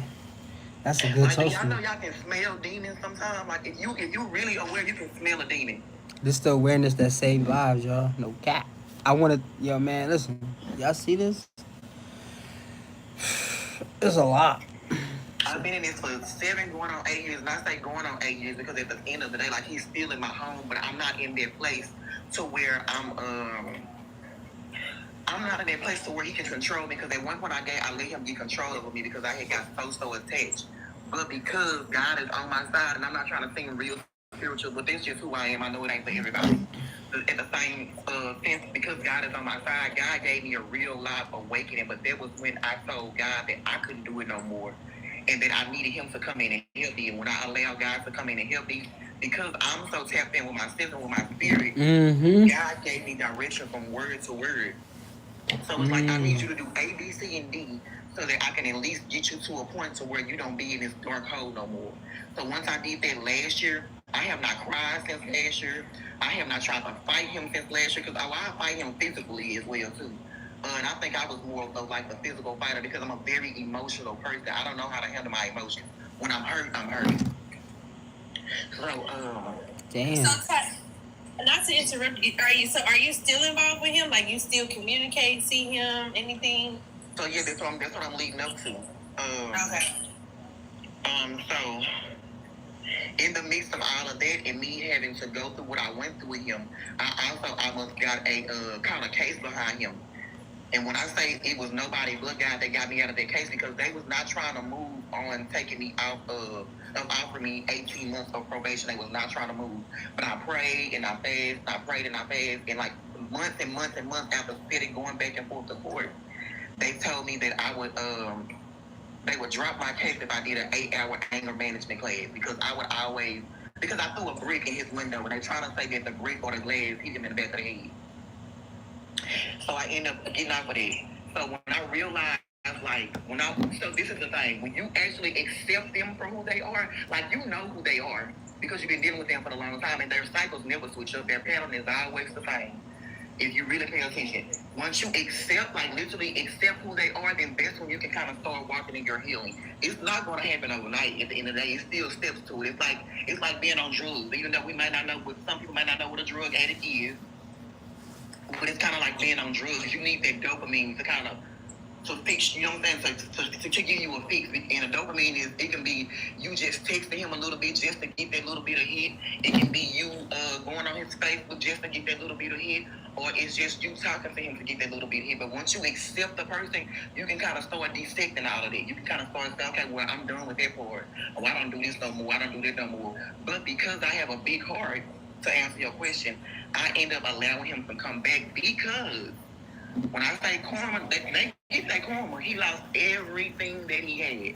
He walked away from his job because his ego, he allowed his ego to rule him. He walked away from his job, but in the midst of him walking away from his job, God allowed him to know, okay, when he walked away from his job, now I'm about to strip him down. And it's not like God, it's like, I don't want anybody that's not religious, I don't want y'all to feel like that God is like this person that's, I don't know, it's kind of like you messing with your own, somebody messing with your child. And you know, as a parent, you're not going to go with it. That's how God is. So God came in and was like, okay, I got it from her when I started stepping back and allowing him to be God in my life. He lost everything that he had, but because I have such this big old heart and I'm always see them bad, it ain't just about him, it's about friends too that's gonna leave me wrong. I end up allowing him to come back and stay with me. Why did I do that? I don't know. However, it didn't get me to the point to where like he got me down anymore. Like I was able to regulate it and get a little bit more. So anyway, another situation just happened to answer your question. Another situation just recently happened and he went to jail because once again I was back on guideline asking him, hey, come on, get me up out of this because it's not even what I want to do no more. Like I'm not even attached no more. The sex is not even good no more. Like I can tell I'm detached from it now. So situation happened to where there was no physical altercation, but I ended up pulling on his shirt, trying to get him out of my house. And when the shirt ripped, he called the police on me, trying to get me to go to jail to get out my own house so he can be up in here kicking his feet up. But it backfired, and he went to jail. He's been in jail for 2 months now. So my thing is, for me having his clothes in my house, I don't found out a solution. I'm just gonna take his clothes up and go get him a storage and put it in his storage and give his mama the key. I don't mind spending the $20 to keep my peace. I don't mind spending $40 to keep my peace if that's what it's gonna cost me to put his stuff in storage to get him away from me. Mm-hmm. So that's where I'm at with it. So yeah, I did end up, communicating back with him, but I feel like I'm strong enough to deal with it at this point because I'm nowhere near like how I was last year or the years before. That was powerful, man. Yeah, I gotta understand everything shared tonight, y'all, came straight from the soul, man. And that's what this space is about. Truth, awareness, and transformation. Y'all know I got calls, so I'm about to hop on calls. So I appreciate every one of y'all on here. The guests being here, for being real, and for listening deeper than most people everywhere. You know what I'm saying? Listen, everybody listening, take what you heard tonight and apply it. Don't chase what broke you. Learn from it, outgrow it, and never go back to what drained you. If you ready to go deeper, DM me or email me, y'all. Book y'all one-on-one. Let's really decode what's really been holding you back. I love the energy tonight. This was healing. This was raw. This was necessary. I know my name, you're the chosen one. I break this shit down like a Christmas tree. I'm out. Protect your peace. Protect your power. And remember, awareness is your armor. You hear me? Protect your peace. Protect your power. And remember, awareness is your armor, hurt? I'm going to see y'all later. One more thing before y'all go. If y'all are a dreamer, pay attention to your dreams. If you really tapped in with yourself, pay attention to your dreams and have someone to tell you what those dreams about because your dreams will help you out as well too. Yeah, the dreams is messages. They confirmation. She right, man. Sure. Yeah, and I wanted to say something on Ty's situation, and just for everybody though. So basically, if you listen to what Ty said, when y'all see and hear God and your intuition telling you to get away from something, it's up to you. Either you're gonna do it the hard way or the easy way. Meaning, either you're gonna remove yourself, or you're gonna go through hell and back. If God has to do it Himself, if that makes sense, it's just like a kid. If they tell you to get off the tablet, just turn the tablet off, put it down, put it up. Or you can do it the hard way, get your butt spanked, and then get the tablet took. You get what I'm saying? So once you see that you need to move around, just do it. Don't make God have to intervene and do it, because it's not going to be pretty. It's going to be the hard way. So basically, like He's going to take you away from it when you're not even ready to take you away from it. Things are going to happen. So the more you go back, the worse it's going to get. It's not going to get any better. Yay. Make sure. Get that false narrative out your mind that you can love the hell out of them, because you can't. It's not going to get any better. It's going to get worse. The patterns are going to get worse and worse, and then y'all are intertwining yourself with other people because they have sex with multiple people, and you take on those spirits as well too. That's real, y'all. Make sure y'all follow all of these queens, man. They gave y'all a lot of knowledge in game. Make sure y'all follow them, and make sure y'all protect y'all peace, man. Thank all y'all for coming on here. Y'all know y'all can come on here anytime. Appreciate y'all. Thank you, Mir. Thank you, ladies. Y'all have a good day, y'all. You feel me? You too, Mir. Thank you so much. Bye-bye. YouTube, I love you.